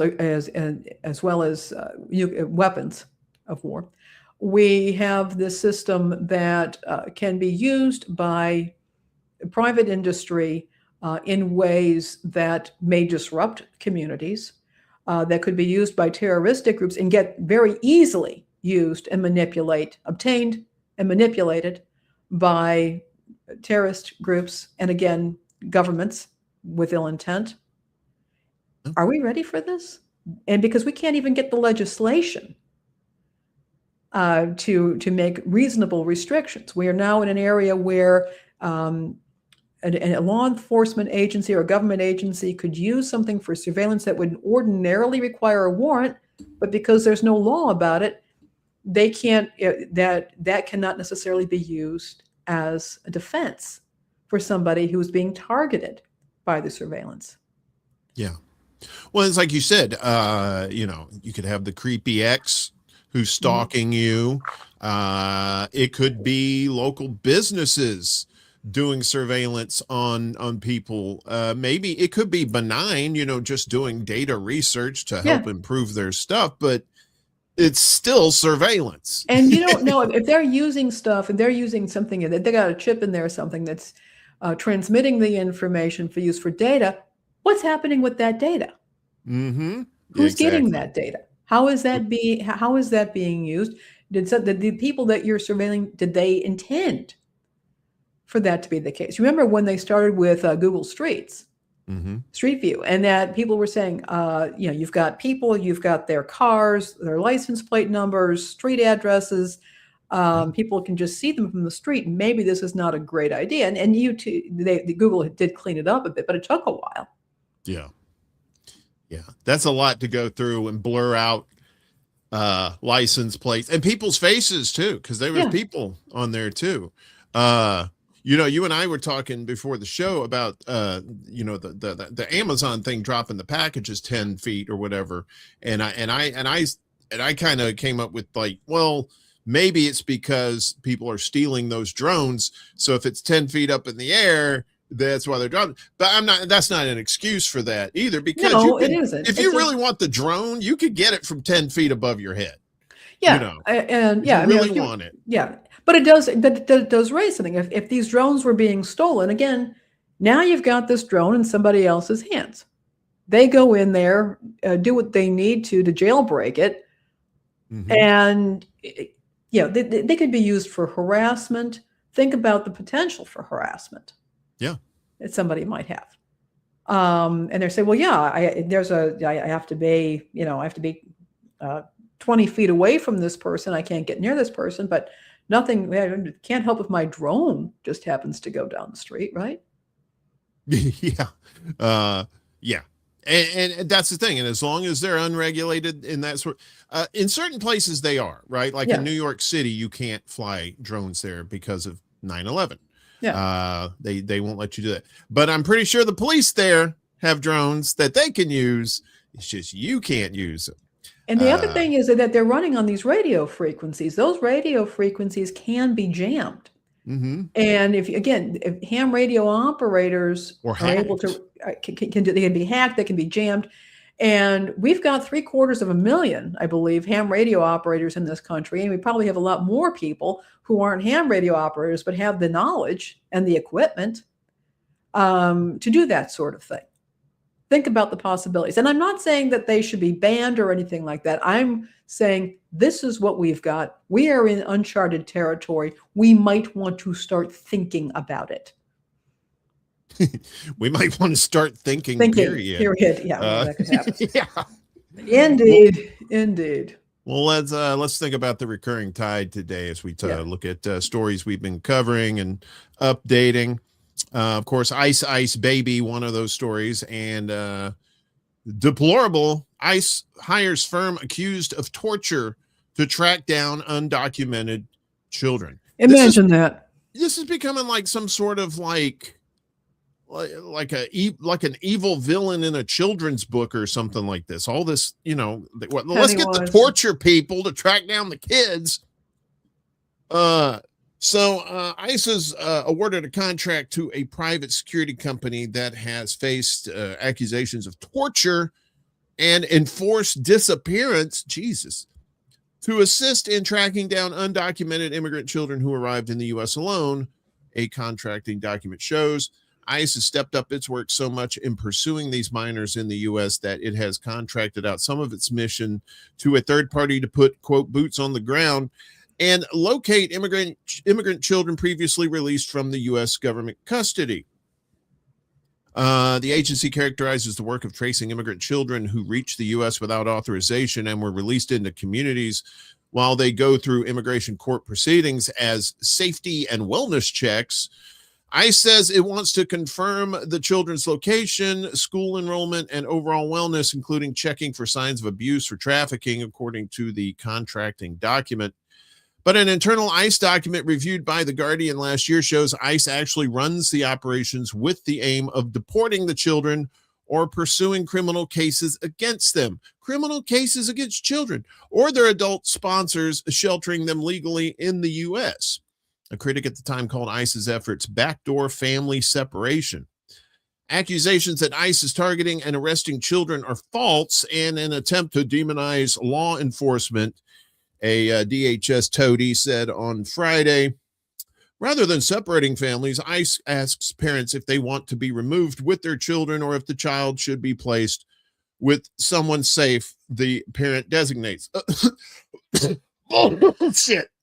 Bullshit. Oh, I'm so sorry. I had some bullshit stuck in my throat. Now, as the program continues, the agency in mid-April gave a contract to a U.S. company, MVM Incorporated, to assist in carrying out such operations. MVM is a longtime security contractor based in Ashburn, Virginia, with about 2,500 employees and provides detention and transport services to federal immigration agencies. Previously provided security services to the CIA.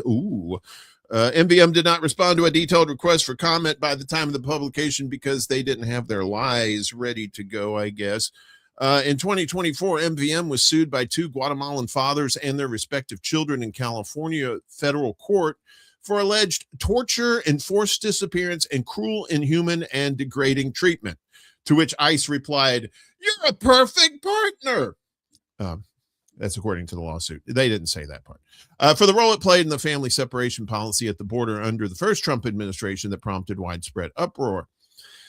MVM physically took thousands of children away from their parents and transferred them to shelters, the lawsuit says. MVM transported and harbored these children using unmarked vehicles, commercial airlines, and makeshift detention centers. MVM asked a judge to toss the lawsuit, saying the company had openly denounced the family separation campaign, adding that since it was a private company, it should not be held liable for a U.S. government policy. Oh, look at that. It was them. It wasn't us. No, it was them. The 2 Guatemalan children, a 16-year-old and a 3-year-old, were separated from their respective fathers in 2017 with the substantial assistance of MVM, the lawsuit says. The case continues to move through the courts. In March last year, a judge dismissed some of the claims on procedural grounds, but allowed the case to continue based on the torture, enforced disappearance, and inhuman and degrading treatment claims. 18 different companies offered their services to ICE to assist in the wellness checks operation, according to a document posted publicly on a government contracted website. But the other companies that vied for the contract lacked the critical boots on the ground, child welfare, personal, and infrastructure needed to physically locate and conduct wellness checks on children, the document said. MVM, however, did appear to have resources ICE was seeking, according to a review of the document. The contract is supposed to run for 1 year. The amount ICE is paying MVM is redacted, along with a number of wellness checks the agency wants the company to perform. MVM contractors have zero immigration enforcement authority. This partnership, as part of the UAC Safety Verification Initiative, represents ICE's commitment to protect vulnerable children from sexual abuse and exploitation. The primary focus of this initiative is to conduct welfare checks on these children to ensure they are safe and not being exploited or abused, the DHS spokesperson added, using the official term for the program to conduct checks on children who immigrated to the U.S. unaccompanied and have been placed with sponsors.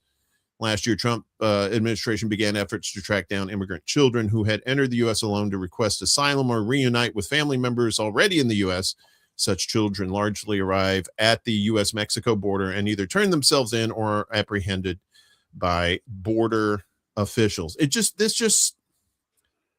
don't even need ICE in the first place. We have Border Patrol and we have Immigration and Naturalization Service, INS. We've had those for years. Why did we need ICE? And now ICE is bringing in more deplorable companies to work with. This is just getting insane. Yeah, emphasis on the Yeah. And again, there is an effective way to deal with violations of immigration law, and that is you go after employers. Mm-hmm. Yeah. Hard. Yeah. Why aren't they going after the employers? That's well, there's all this legal red tape. Blah, blah, blah, blah. Oh, but you can just scoop somebody off the street. No problem. And screw their rights, but you're going to protect because they're business owners. That's job almost creators. They're job creators. They're almost like little deities. They go, we can't go against the small business. We can't go against these little. It's like, yeah, you can. In fact, you should. Especially if they're paying these people under the table. They're not paying them what they're worth, obviously, because these people are working really, really hard and getting pennies on the dollar. So pennies on the dollar of what their employers are making. Let's make that very, very clear. Their labor has a lot of value, but they're only getting a fraction of the value of their labor. Exactly. And a lot of them do it because the money's good enough to send home. That's the thing. They go to the United States, they work in the fields or wherever they're working, they come back home, then they do it again next year. This is the same thing over and over. And oftentimes their home countries, unfortunately, have been destabilized. I'm not saying who destabilized them, but yeah. Yeah, I'm not saying who destabilized them either. I remember when I used to work at the Mercantile Exchange. I didn't actually work for them, but the office was in their building, and we had effectively a little food outlet there, and they would make breakfast to order, and they had really good breakfast. And I remember watching the staff of cooks, many of whom were from Central and Latin America, and Mexico. I remember, it was just crazy, absolute pandemonium at 7 in the morning, 7:30, 8 in the morning, absolute pandemonium. And they're sitting there and they're making breakfast to order, omelets and pancakes and French toast. And they're doing this, everything's crazy. It's a hot kitchen. It's a tiny hot kitchen. They all had smiles on their faces. They all looked happy. I went and I talked to a friend of mine in the food industry, and he said, yeah, they're not getting shot at. Yeah. And I said to myself, oh, right.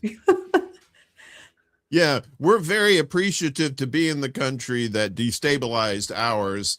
Because here we don't get shot at.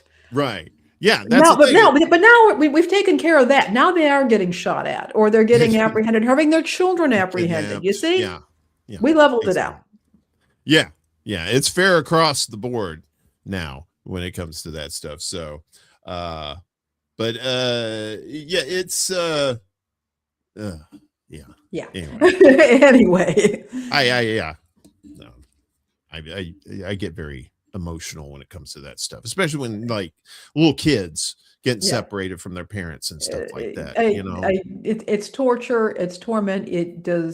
I believe it violates the UN rights of the child. Of course, the U.S. has never signed on to the rights of the child, but the child has a right to be with his or her family. The idea of there is such a simple solution to this. You go hard against the employers, but nobody wants to do that.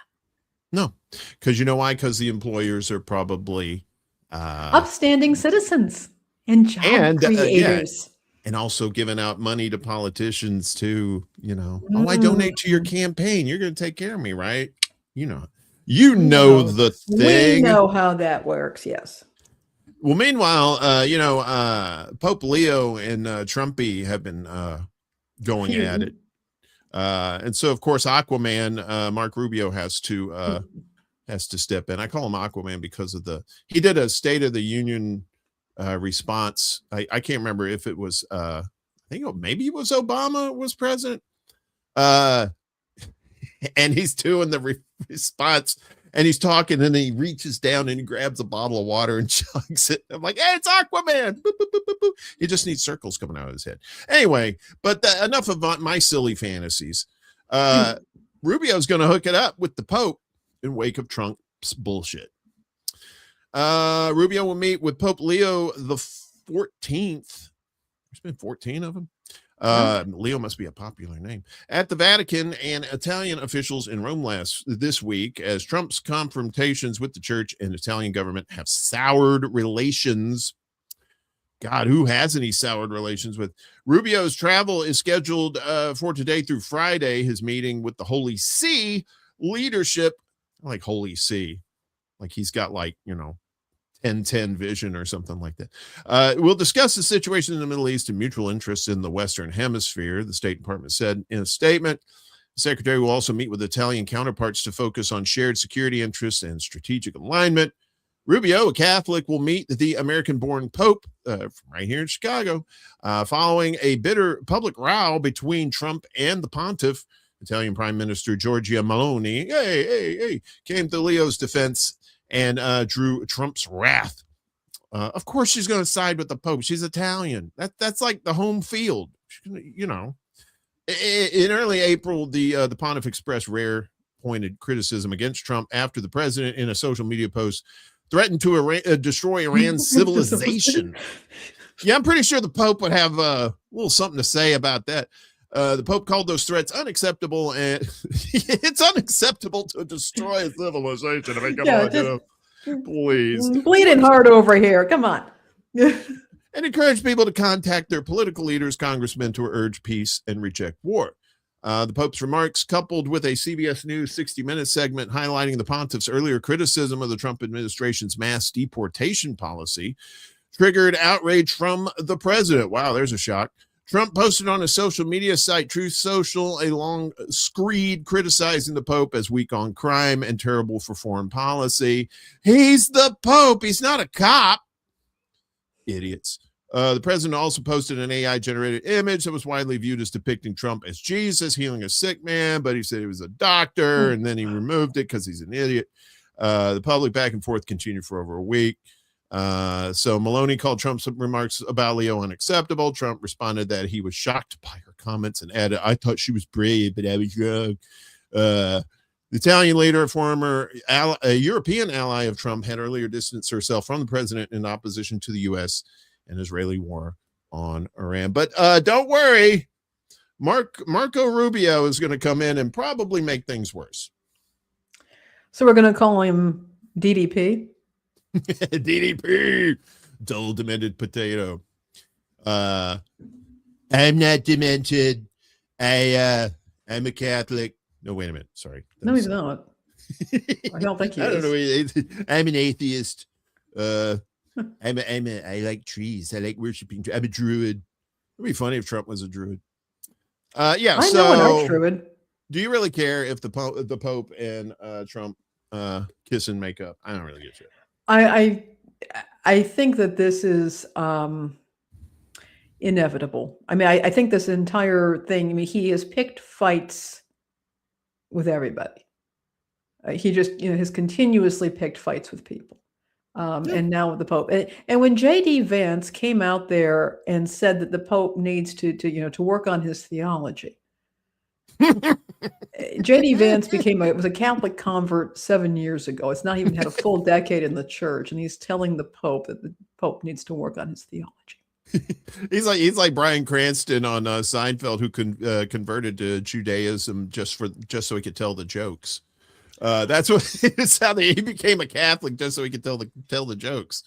Yeah, exactly. This is the level of intelligence that you have at the top levels of our government, and it's no wonder people are kind of sweating, to say the least, when it comes to that kind of stuff. And it's like you said, God knows what's going to happen in even the near future with the randomness that's going on with these folks. So, well, you know, Trump loves to go after fraud, right? You know, he's tough on crime, even though he commits most of it.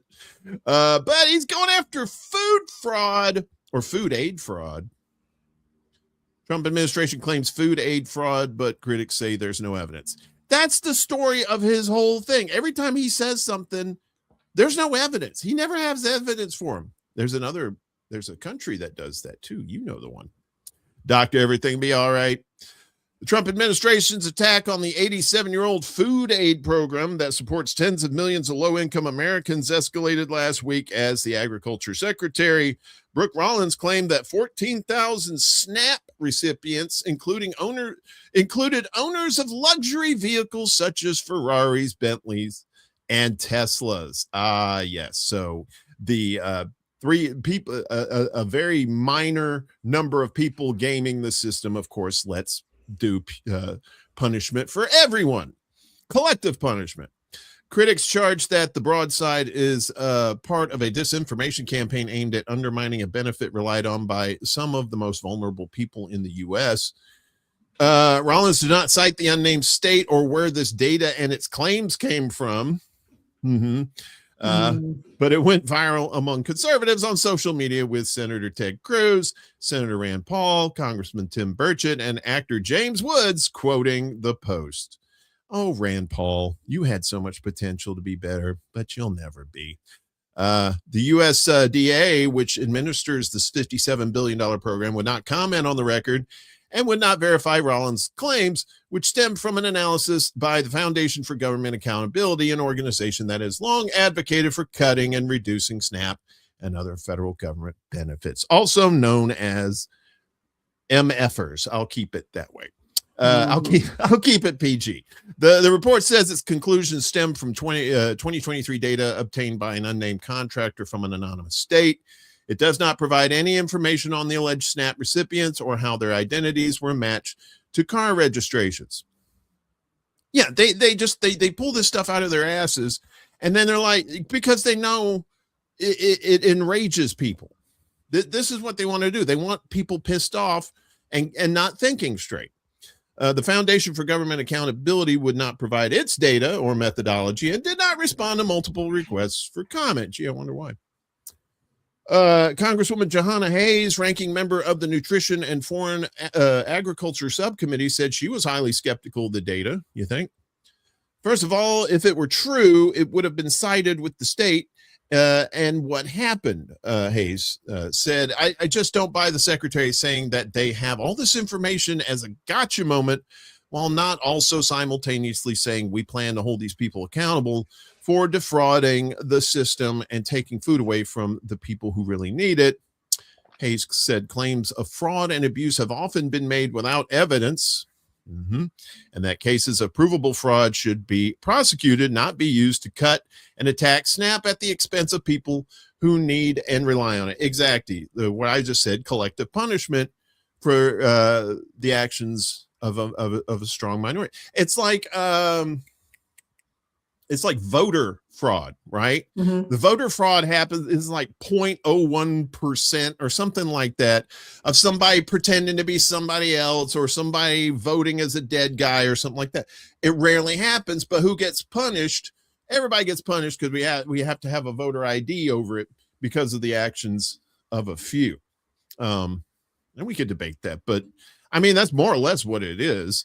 And there's more to this here. Yeah, and I have plenty to say on this particular topic. Yeah, it's bullshit. That's my take. These claims are designed to create outrage and to get people to feel better than the poorest, because not only are the poorest poor, but they're also scammers. So there it is. Now, here's the thing. Okay, first of all, even if they actually had the data on this, here's the thing. The fact that somebody has a quote unquote luxury car doesn't reflect their current financial status. Right.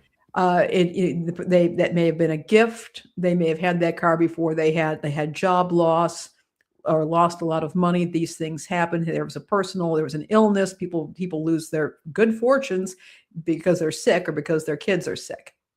Number two, they're not discussing the condition or the age of these vehicles. I remember once when I was married to my second ex-husband, he had gotten himself a 20-year-old Beamer that he paid, $1,500 for, whatever it was. Now it was still running because it was a good car. Beamers are good cars, and they take a licking and keep on ticking. Yeah. But it was a hunk of garbage when we had it. He didn't pay that much for it. It was a good car while it lasted. But they said, my husband drives a Beamer. This person's driving a BMW. Okay, but it doesn't say anything about the age. There's no context. There's no context there. I also want to point something out. They're quoting Tesla here. They say luxury cars like Tesla. Here's the thing. Uber actually gives incentives to its drivers to finance or rent Teslas.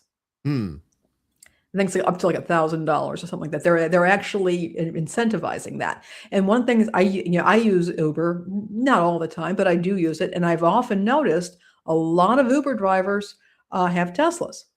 And most people, there are folks out there who are just doing it to get out of the house and make a little extra money. But there are a lot of folks who are doing it because this is their primary source of income, and they are not making bank. But they got an incentive to rent a Tesla. So, there's a number, they're not taking any of that into consideration here. They're just using this as rage bait. Yeah, it is. That's exactly, when you boil it down to it, you're making people pissed off. And I was talking to our buddy Ed about this the other night. I said, it's like whack-a-mole trying to, one lie pops up, you go to hit it, and then another lie, you got to hit that. And it's just like, that's all we're doing. Even as people like us who do shows like this, we're just watching and chasing lies, one right after the other. It, like I said, it's the theme of the Trump administration and the theme of a certain country overseas too, where it's like, we're going to say whatever the hell we want. Oh, do we have proof? Nah, but you can trust us. And it's like, no, I don't trust anybody without proof these days. Bring the proof, or STF. And just stop this, because all you're trying to do is make people hate other people. Exactly. So they don't hate you. Because if you can make somebody hate someone else, you can control them to do other things, like vote for shitty politicians that you want them to elect, or get them to do boycotts of certain places that don't need, it's a matter of grinding people down and then controlling them, right? What is it they call it? Order out of chaos. And distraction about a military that invests millions in weapons that are being outgunned by drones that cost a fraction of the price of your expensive stuff. That's a good segue, because we're gonna get to the man of war stings right now, and part of that, of course, the war, the U.S.-Israeli war on Iran affects everybody, right? And including prices of gasoline. We've all seen it. And this may not be shocking to anybody, but gas prices 50% higher in the U.S. than before the war on Iran. Shocking, I know you're shocked. The price of a gallon of regular gas, they say petrol, but I'm not English. I'm not doing that. I'm gonna Americanize this. The price, we're gonna market land of the free, market. Home of the brave. Get your high flag. Gas prices. Go buy your flag. Don't be a commie. You commie. And don't fly other nations' flags upside down. Did you hear about that? Well, no. When King Charles was here, they had I think it was at Arlington Cemetery. They had a full visitation there, and they had the British flag upside down. That means they're in distress. That's well, yes. Maybe it was it was not the Brits that did this. It was the U.S. that did, and this apparently is something that the U.S. does with some consistency. So there it is. Yeah. Don't screw up our flag, but we'll screw up your flag all day long. So the price of gas, the price of a gallon of regular gas climbed 31 cents in the past week, spiking to an average of $4.48 cents per gallon. That means it's going to be a little lower in some of the more rural areas, but in the big cities, it's probably like $6, $7, $8. It is. That's what I've been something like hearing. that. Yeah, double that almost. According to AAA, rising 50% since the war began. AAA's website listed the price at that rate as of today, despite Donald Trump's earlier pausing the military's Project Freedom operation. We'll talk about that in a second, to open the Strait of Hormuz. Because he's like, we're going to open the Strait of Hormuz. Oh, no, you're not. Zop, zop, zop, zop. Uh-oh, we better turn around. I'm sorry. The global energy crisis caused by the war has sent the price of crude oil soaring. Crude oil is the main ingredient in gas. The Strait of Hormuz, the narrow passage of the Gulf through which a fifth of the world's crude oil normally passes, has been blocked, with oil tankers stranded and unable to deliver the crude. Many U.S. drivers were hopeful in mid-April when the ceasefire was announced. Suckers. Amid signs of the conflict would be winding down, and petrol prices fell daily for almost 2 weeks. But as the war continued, petrol prices reversed course and began increasing again. And of course, it also had to do with Trump saying, well, war is over, the war is over. And then the oil prices come down, and I'm just kidding. And then the oil prices go up. So, of course, there's manipulation of the markets there. But, the gas for everyday people is bad enough. But now you're starting to see the truckers. The truckers are starting to feel the heat too, because of diesel prices, or they're higher than regular gas prices.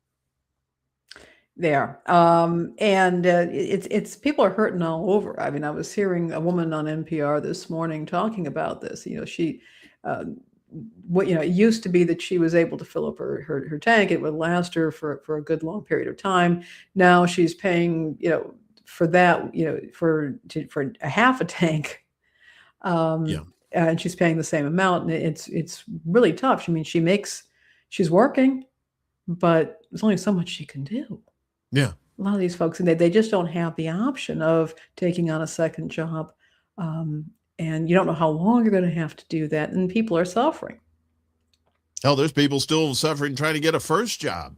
Yeah. And you've got the truckers out there, they're paying for this, and you got the logistics companies. And then again, this could also be, part of the reason why the price of beef is going up. Yeah. A lot of other things, the cost of just getting it from here to here, here to there. Yeah. Because even though beef is not shipped over here, a lot of the stuff that has to do with like feed and the care and the medicines for your animals, your stocks and stuff like that, a lot of that stuff is imported. So you're going to have to transport the beef once it's been finished and packaged. It's going to have to be transported to the stores, and cattle. They're moving cattle around. Mm-hmm. Yeah, exactly. Yeah, it all comes full circle. Circle of life. Yeah. So we told you about the ceasefire and this thing that Trump's like, all right, we're going to pause or whatever.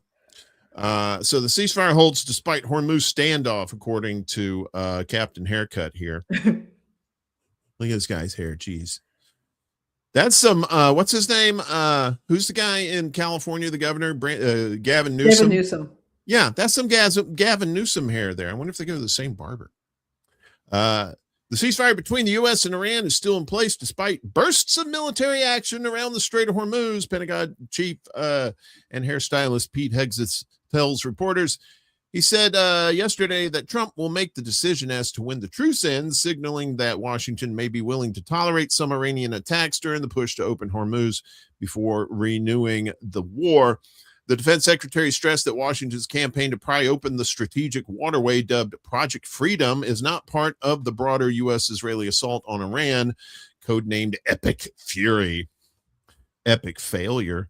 The ceasefire is not over. Ultimately, this is a separate and distinct project, and we expected there would be some churn at the beginning, which happened. Hegseth reported. We said we would defend aggressively, and we absolutely have. Iran knows that, and ultimately the president is going to make a decision whether anything were to escalate into a violation of the ceasefire.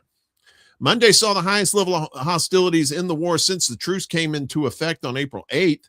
Iran said it fired at U.S. Navy ships. The U.S. said it shot down 7 small Iranian military boats.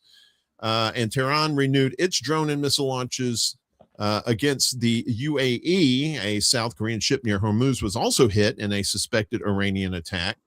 And there were casualties. 3 people were injured in the Iranian strike on the UAE's Fujairah petroleum industry zone. And Tehran said a U.S. attack on passenger boat in the Gulf killed 5 civilians. Oh yeah.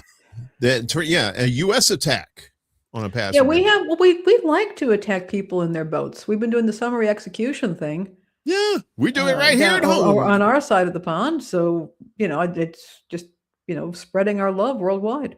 Come on down to the Caribbean, man. We blow up boats from the air. We don't care if you're innocent or not, man. More than 24 hours after the start of the U.S. push to break the Iranian blockade in Hormuz, traffic in the strait remains largely at a standstill. Ship tracking data shows.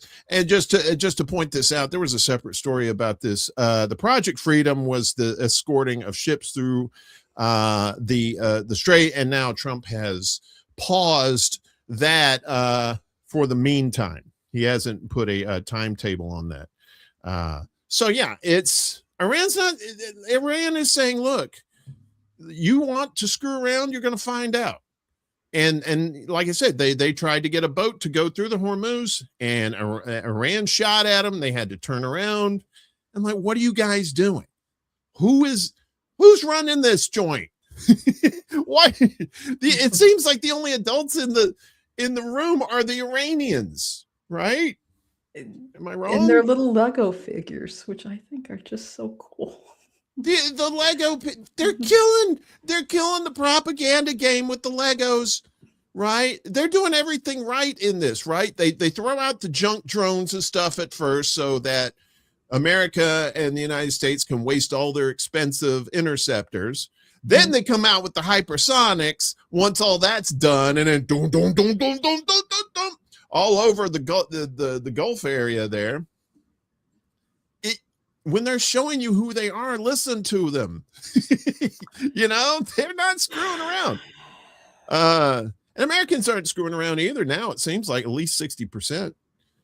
As over 60% of U.S. citizens agree, the war on Iran has done more harm than good, which means 60% of the people are starting to finally wake up. Thank goodness. 6 out of 10 U.S. citizens disapprove of Trump's handling of the war against Iran as rising fuel prices and a weakening U.S. standing abroad weigh heavily on the country, according to a new PBS NPR Marist poll published today, May 6th. May the 6th be with you. I know people say May the 4th be with you on Monday because they're Star Wars nerds. Disapproval of Trump's war rose from 54% in March, while just 33% say they approve of Trump's Iran policy. Those are people who live in bubbles and think that Orange Man good. The findings also indicated increasing unease among Republicans, while 72% continue to support Trump's bullshit. Disapproval has risen to 22%, up from 15% in March. So even the Republicans are like, this cult thing ain't really panning out the way I thought it would. I thought we'd get some good stuff, but nope, we're not. Public opposition to the illegal war of aggression was broader, with 61% of the U.S. Citizens saying U.S. military action in Iran has done more harm than good, including 25% of Republicans. Ooh, a quarter of Republicans saying, yeah, this war is dumb. While 38% of respondents said it has done more good than harm. Really? What good has it done? They didn't take out Iran. They took out the leadership, but they still have the leadership. They didn't put in a puppet. What did they get?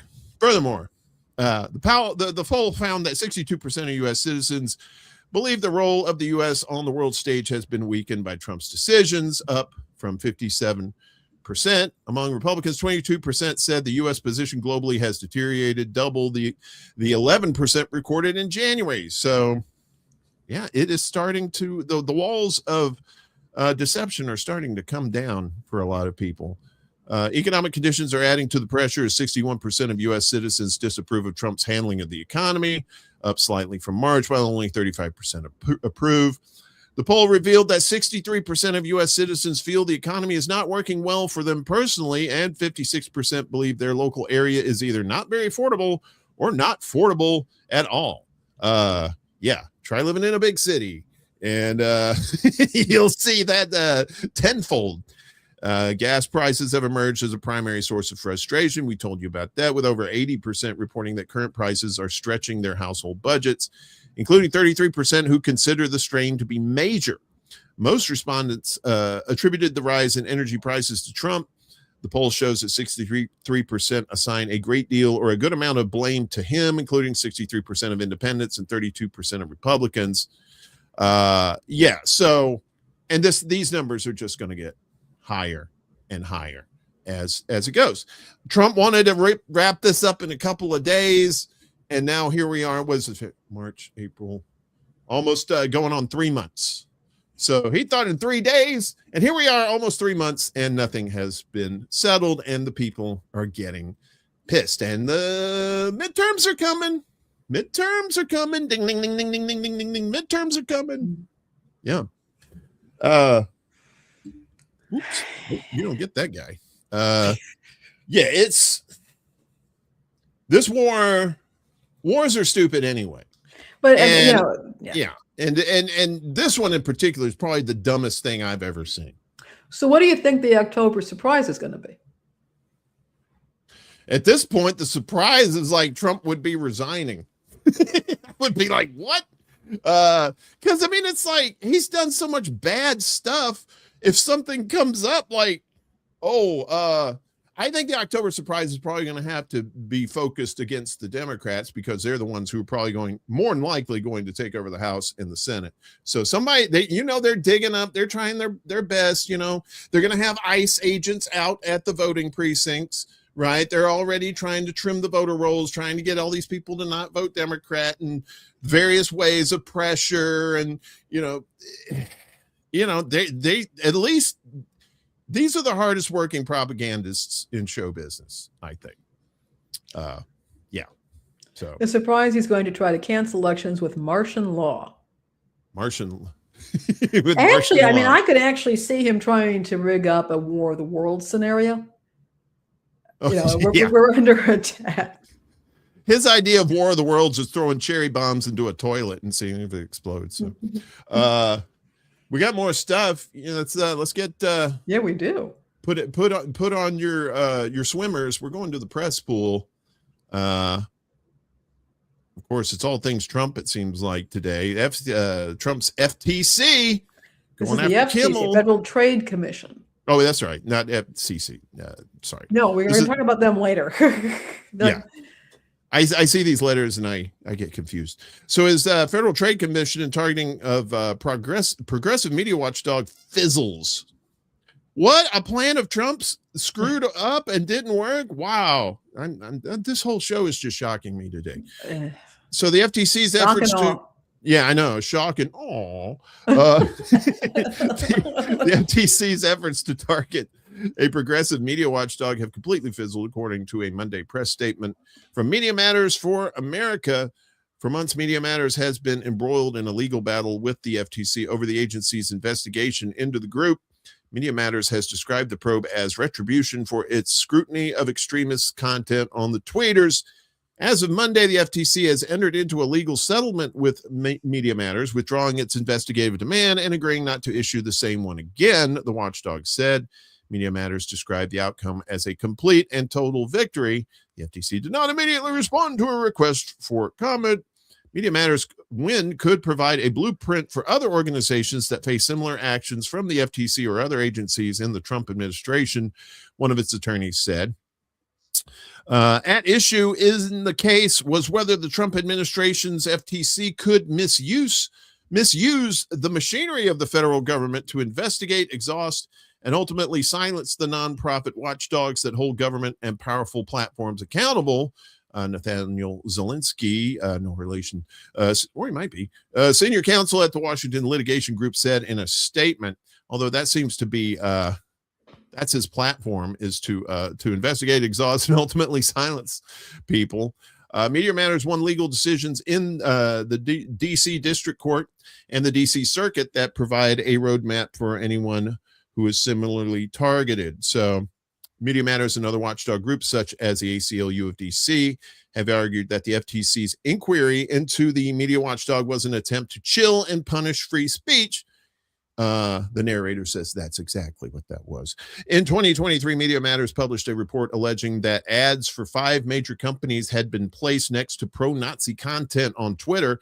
After its publication, Elon Musk threatened a nuclear lawsuit against Media Matters for what he described as a fraudulent attack on the tech company. Musk sued the organization, and multiple states proceeded with civil investigative demands, which were preliminarily blocked in court. In May 2025, the FTC, led by Trump-appointed chair Andrew Ferguson, also issued a civil investigative demand of the group in order to look into whether it worked with other media watchdogs and coordinated advertiser boycotts of Twitter.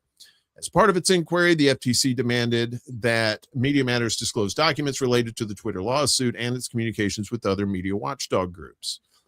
Media Matters sued the FTC, arguing that the investigation was a form of retaliation for its reporting on Twitter. In August last year, District Judge Sparkle Suknanan noted that the case presented, I can't get over the person's first name is, presented a straightforward First Amendment violation and issued an injunction of the agency's actions. The FTC appealed that decision, and the Court of Appeals for the District of Columbia Circuit heard oral arguments in mid-April. As Bloomberg reported, the FTC dropped its document requests of Media Matters and multiple other organizations in late April after settling an antitrust case with advertising agencies tied to the alleged ad boycotts. The agency has stated that Media Matters was not the target of any investigation. The group said, no, it wasn't them. Our victory shows the importance of holding power to account and the importance of fighting instead of folding. That person said. So yeah, that's the thing. You got to stand your ground, because that one of Trump's biggest weapons is the courts. Right. That's what he does. Sue. But he has another weapon, and that's the regulatory agencies that, their heads are not democratically that we're elected. Talk about here in a little bit. Yeah, exactly. So it's up to the people. Mm-hmm. It's up to these, obviously it's up to these media organizations to stand up for themselves, but we have to also help them stand up for themselves too, because it's a matter of free speech. Yeah.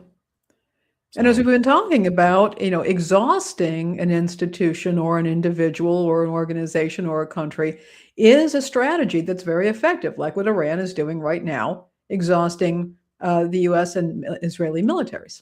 Yeah. And this can also work on this way. You just exhaust an organization.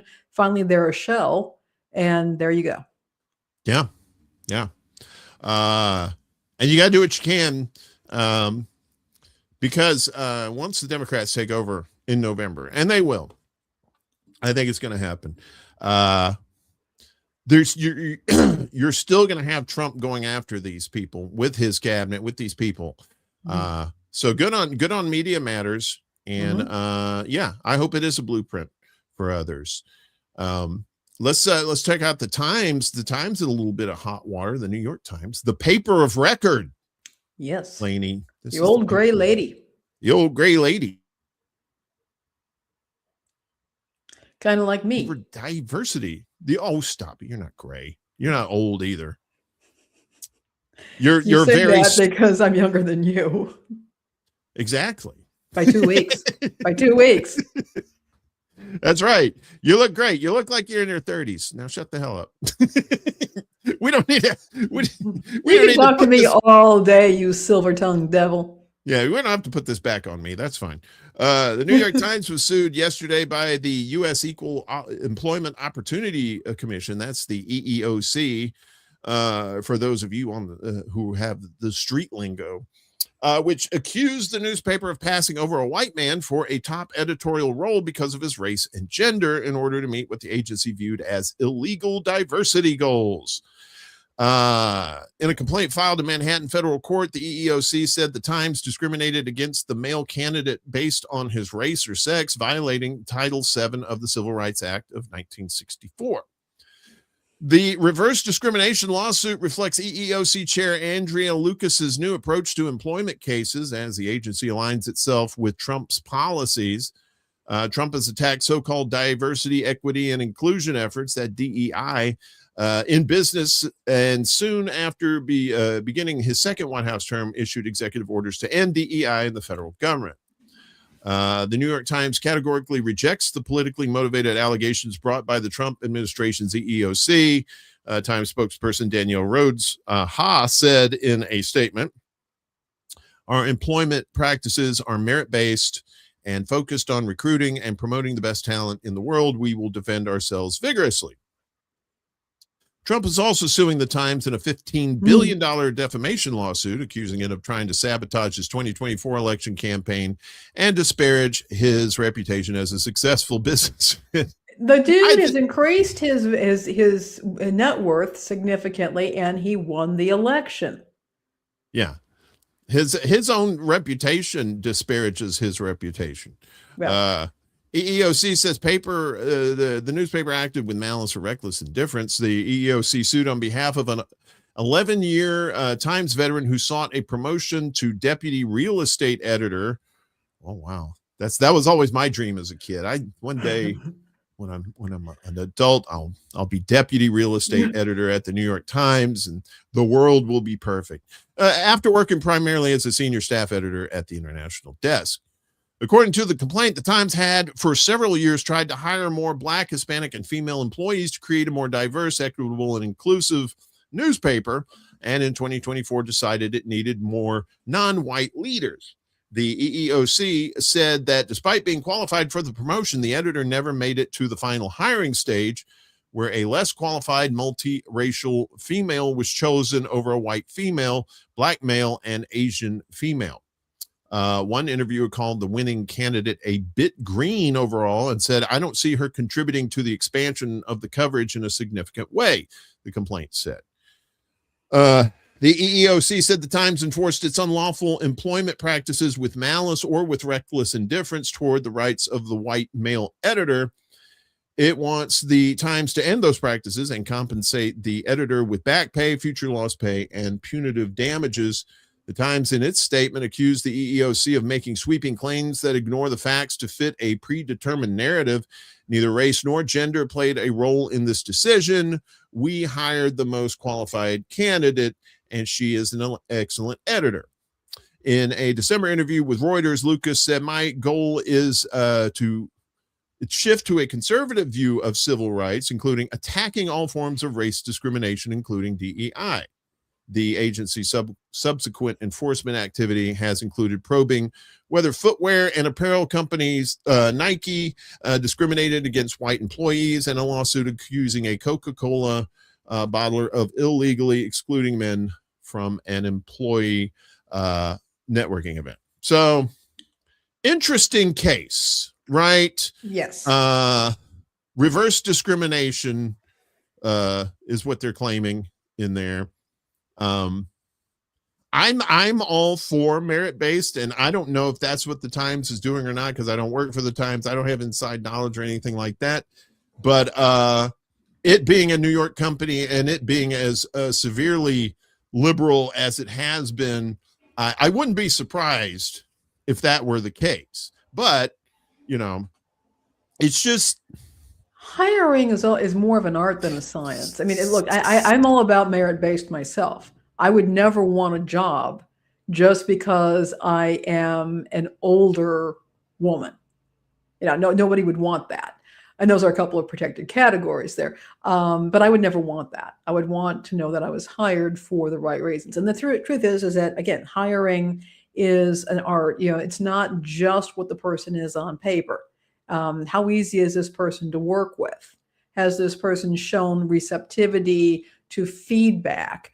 Does this person have experience or connections that could grow that department? And we have one statement from one of the interviewers, but we don't have the rest of them. Exactly. We're not seeing that. So it does concern me. And, and real estate is an important issue because historically, people who own real estate have been people who have been privileged. And in fact, whole groups of people, including people of color in this country, have been excluded from real estate holdings. So there might be some good reason to want somebody in that role who has broader experience in these issues. And we don't know what this person's experience is because we're not seeing that in this report. So, I mean, I think this is a tricky question, but it does seem to me that the EEOC is drawing a line in the sand and said, this is how we're defining discrimination. And this is how we're defining ourselves. And we're going to be trying to correct what we believe have been the wrongs of trying to support and uplift people who have historically been on the outside and including them in.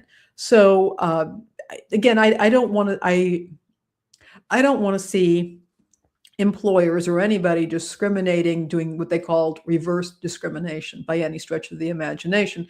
And I don't want to see people being excluded simply because they are white males of some relative economic privilege. But at the same time, I'm not entirely convinced that this administration is holding to a line of equality and fairness either. No, they're not. This is just another attack on the New York Times. Yeah, is basically what it is, because if the FTC doesn't have any proof, right? They're fishing. And they have to put, and they're going to have to put resources. The New York Times, and legacy, even as well off as it may be, media is having a hard time economically right now, financially right now. Yeah. And maybe one of the reasons why they were hiring this woman for this role, maybe it's because she's not going to demand the same salary as an international division senior editor would. Mm-hmm. That could be a possibility there. Is that being addressed? I wouldn't be surprised about that. Yeah. I mean, I don't know. We don't know. I mean, I'm just saying that's the thing. That's pure speculation. Exactly. And it's pure speculation. They speculation. don't give a lot of that information. Yeah, and it's pure speculation on the FTC's part as well. So more wasted time by our government, including by our FCC chairman, who's got a hard-on for Jimmy Kimmel, apparently. So FCC chairman Brendan Carr couldn't get Jimmy Kimmel fired, so he went after Disney's. And we reported on. He's been threatening this. Remember, it was probably a month or so back. Yeah. He was saying, your broadcast license are coming up for renewal. And now he's going after the mouse.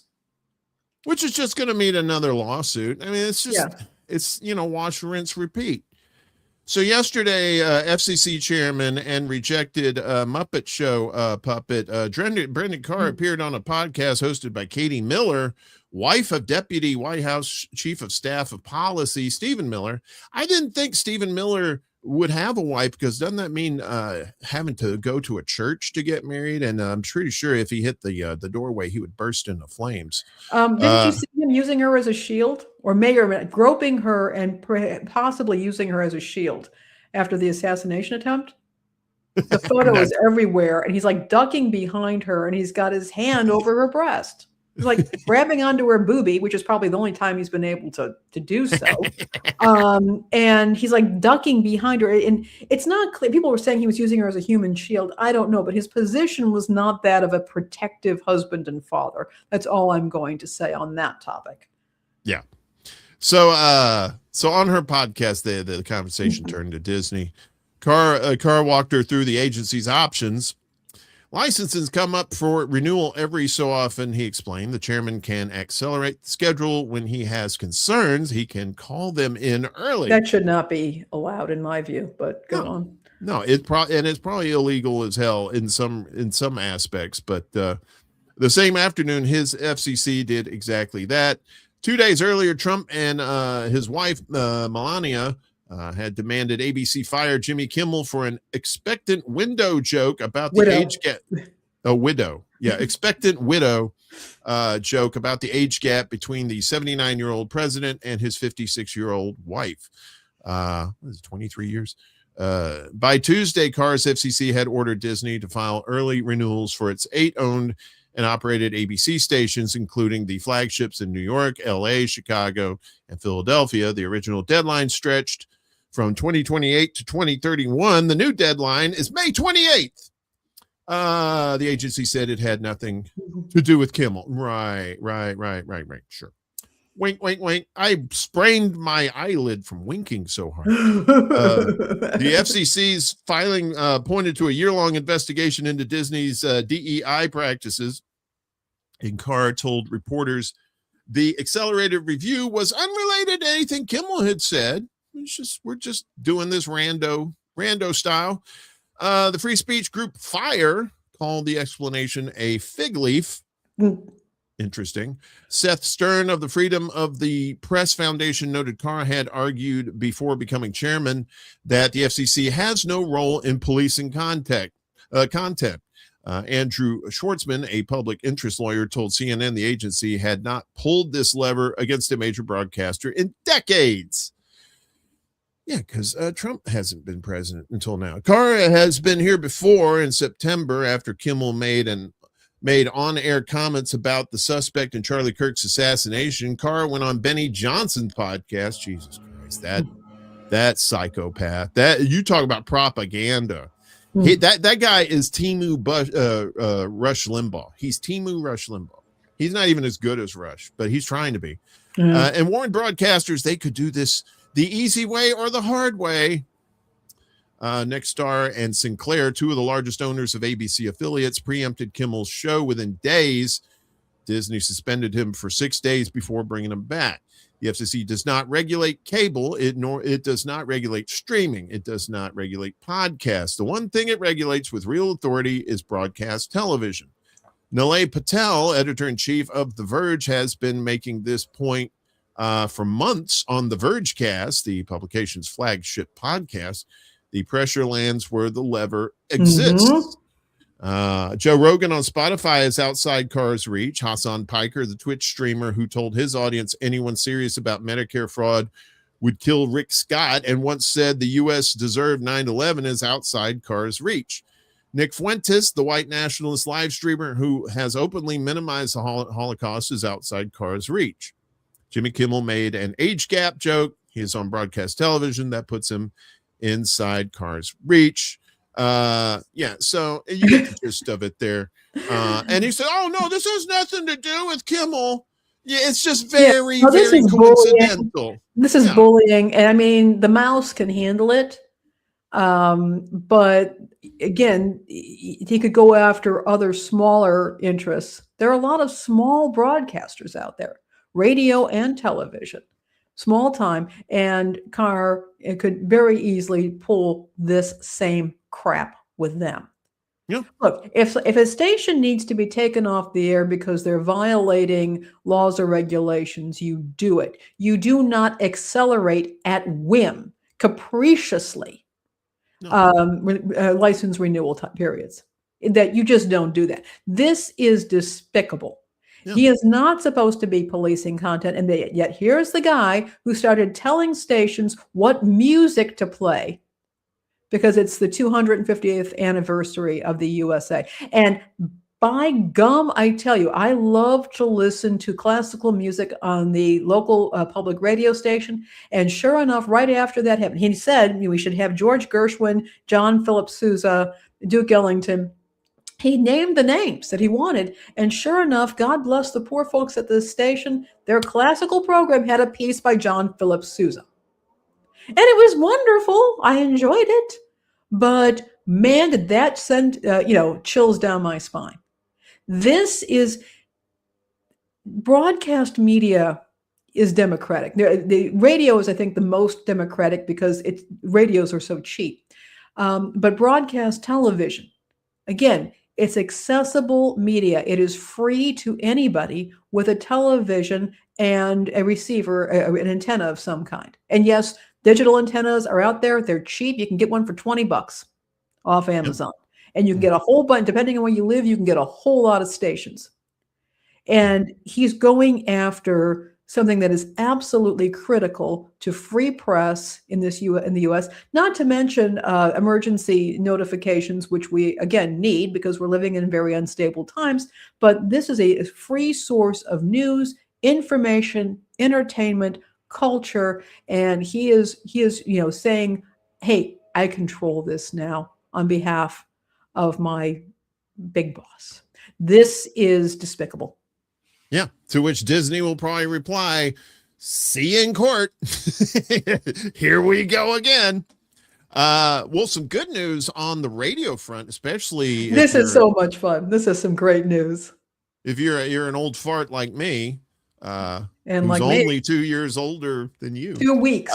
2 weeks, yeah. That's right. See, I was trying to help you out there, but no. I know, but I'm all about honesty and integrity, Uncle Warren. There you go. There you go. Well, after 40 years, and for the first time, WKRP returns to Cincinnati. They weren't technically there, but I mean on the magic picture box they were. So the most famous fictional call letters in radio history are finally home for real. As of 6 a.m. this morning, was this May 4th? So this is on Star Wars Day. Starting on Star Wars Day, WKRP is on the air in Cincinnati, Dayton, Northern Kentucky, brought to life by two of the market's most seasoned operators, and they have no intention of playing it straight, as they should not. Exactly. Randy Michaels and Jeff Zeisman have spent decades in radio, most recently with the hyper-local, low-commercial brand, the Oasis. When the WKRP call letters came up for auction, they didn't hesitate long. For the past 12 years, WKRP has belonged to a 100-watt low-power FM in Raleigh, North Carolina, operated by Oak City Media. Under FCC guidelines, and LPFM, low power FM, can authorize other broadcast services to share its call sign, and Oak City General Manager DP McIntyre engineered exactly that, bidding off the right to the letters as a fundraiser for struggling LPFMs nationwide, which we are always telling you about. These low power places and community stations are in deep trouble. Financially anyway. As Eisman and Michaels know, these are far more than just four letters. They are shorthand for everything radio could be when it stopped taking itself too seriously. And in the exclusive interview with Radio Inc., they lay out their game plan to honor that. And you can read that interview on our Substack. We'll have all these links here for you. They are there. This is great news. Yeah, this is fantastic. First of all, for you youngsters out there, WKRP in Cincinnati was a groundbreaking television show back in the 70s. It had a renaissance, I want to say back in the early 2000s, was it the 2000s or the 90s, came back. But it was about a radio station in Cincinnati where they had flipped their format from beautiful, I think it was beautiful music to rock. And it was a great deal of fun, the show was, and it inspired a lot of young people to go into radio. And so I'm one of them. Yeah. A lot of people, they saw that show and that this is what I want to do. And this was kind of radio's heyday. Everything was great. And they did that. So it's wonderful seeing that it's actually coming back to Ohio, that they make some use of those call letters. I want to point out that Jeff Zeisman and Randy Michaels are two absolute professionals. I had the pleasure of interviewing Randy Michaels when I was the editor of Radio Inc. magazine. He's a legend. He headed up the Tribune, Chicago Tribune, here over there in Chicago. And Jeff Zeisman, a guy who really knows how to run radio stations. So this is a really exciting time. I think it's fun for everybody there, to have this, I think it's at a time where I think needs to be a revitalized interest in legacy mediums, and people are seeing how great radio can be when radio stations are being run at the local level, where you're not trying to scale, you're not trying to impress corporate shareholders, where you're actually trying to run a radio station in a community and serve that community. And so the knowledge that this station, the Oasis is now, has these call letters is, you can tell how happy I am. I'm just thrilled.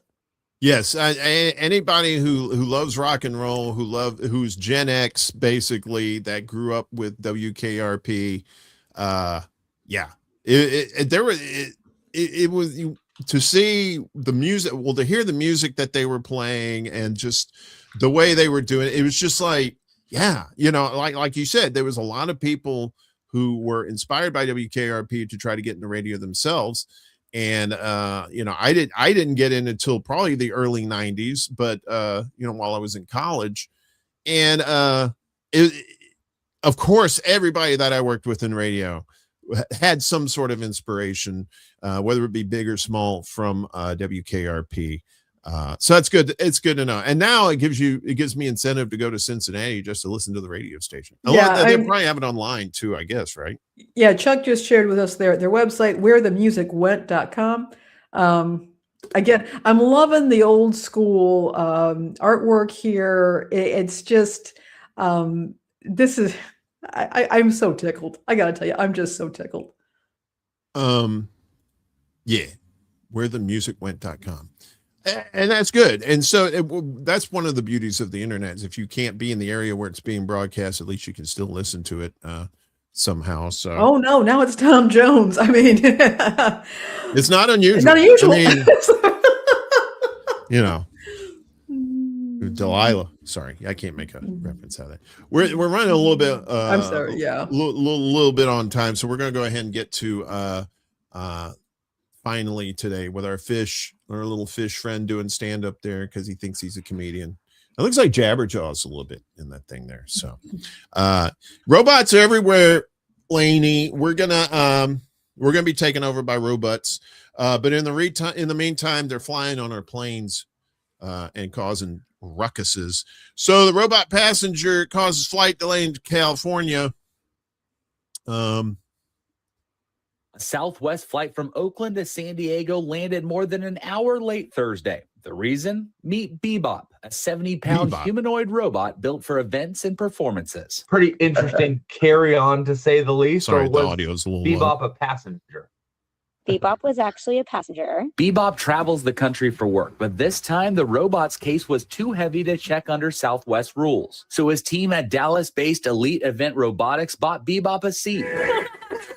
Before boarding, Bebop even put on a show for passengers. But once the robot was strapped in, the question started. Then they come and start asking, what kind of batteries does it have? What's going on with this? X, Y, and Z. They want to And meanwhile, I'm like watching his flight and I keep seeing online runway delay. In a statement to ABC7, Southwest said Bebop's lithium battery exceeded the maximum allowable size, so it was confiscated. The team at Elite Event Robotics is now working to get the battery back before their next trip. So will Bebop be joining you on another flight then in the future?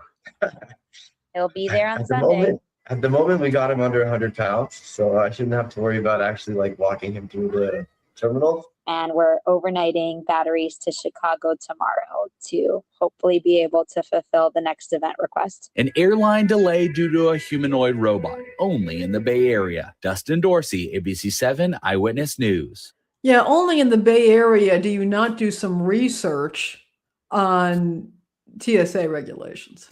Yeah. They forgot he had a battery on him. I mean, it's all very cute and everything, but it's like, folks. Well, I mean, it's just here it is. This is the beginning of iRobot, I think. You're gonna have more, you'll be flying somewhere and you look over and there's a robot sitting in the seat, and you're like, okay. Are they going to use drones to deliver the batteries now? I guess so. Yeah, because the robots feel more comfortable when like relatives deliver the stuff rather than human hands, because they don't trust the pink skins, as they called them in Star Trek Enterprise, the Andorians. That's a third Star Trek reference today. The trifecta. That's all I got, Lainey. That's it. That's no more, no más, nuevos, aquí, por favor. And I probably just butchered that language. I'm sorry. Hey, Chris, what's going on? Good to see you. This is normalize these kinds of machines and people. Yeah, it is. Well, that's what they're doing. They're going to normalize that. They're going to normalize AI. And when those two get together, forget it. All right. I want to remind everybody, we are on a quest for 100 subscribers to our YouTube channel. And if you would please subscribe, if you have not already, to our YouTube channel, we would absolutely appreciate it. I've just put in our link tree. There's a link right at the very top. You've got your the YouTube icon there. If you just click on that and subscribe to our channel, we would really appreciate it. We want to thank everybody for all your support as well. Your comments showing up. We're at 10 more to go. So if you guys can help us out with that, we'd love it. Yeah, if we get to 100, I'm going to put on a gorilla costume and run around Chicago giving people bananas.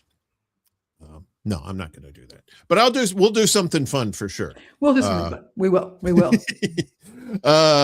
Yeah, so that's all for us today. I'll be back on Friday morning for Morning Extra, and of course the Secret Show Friday evening.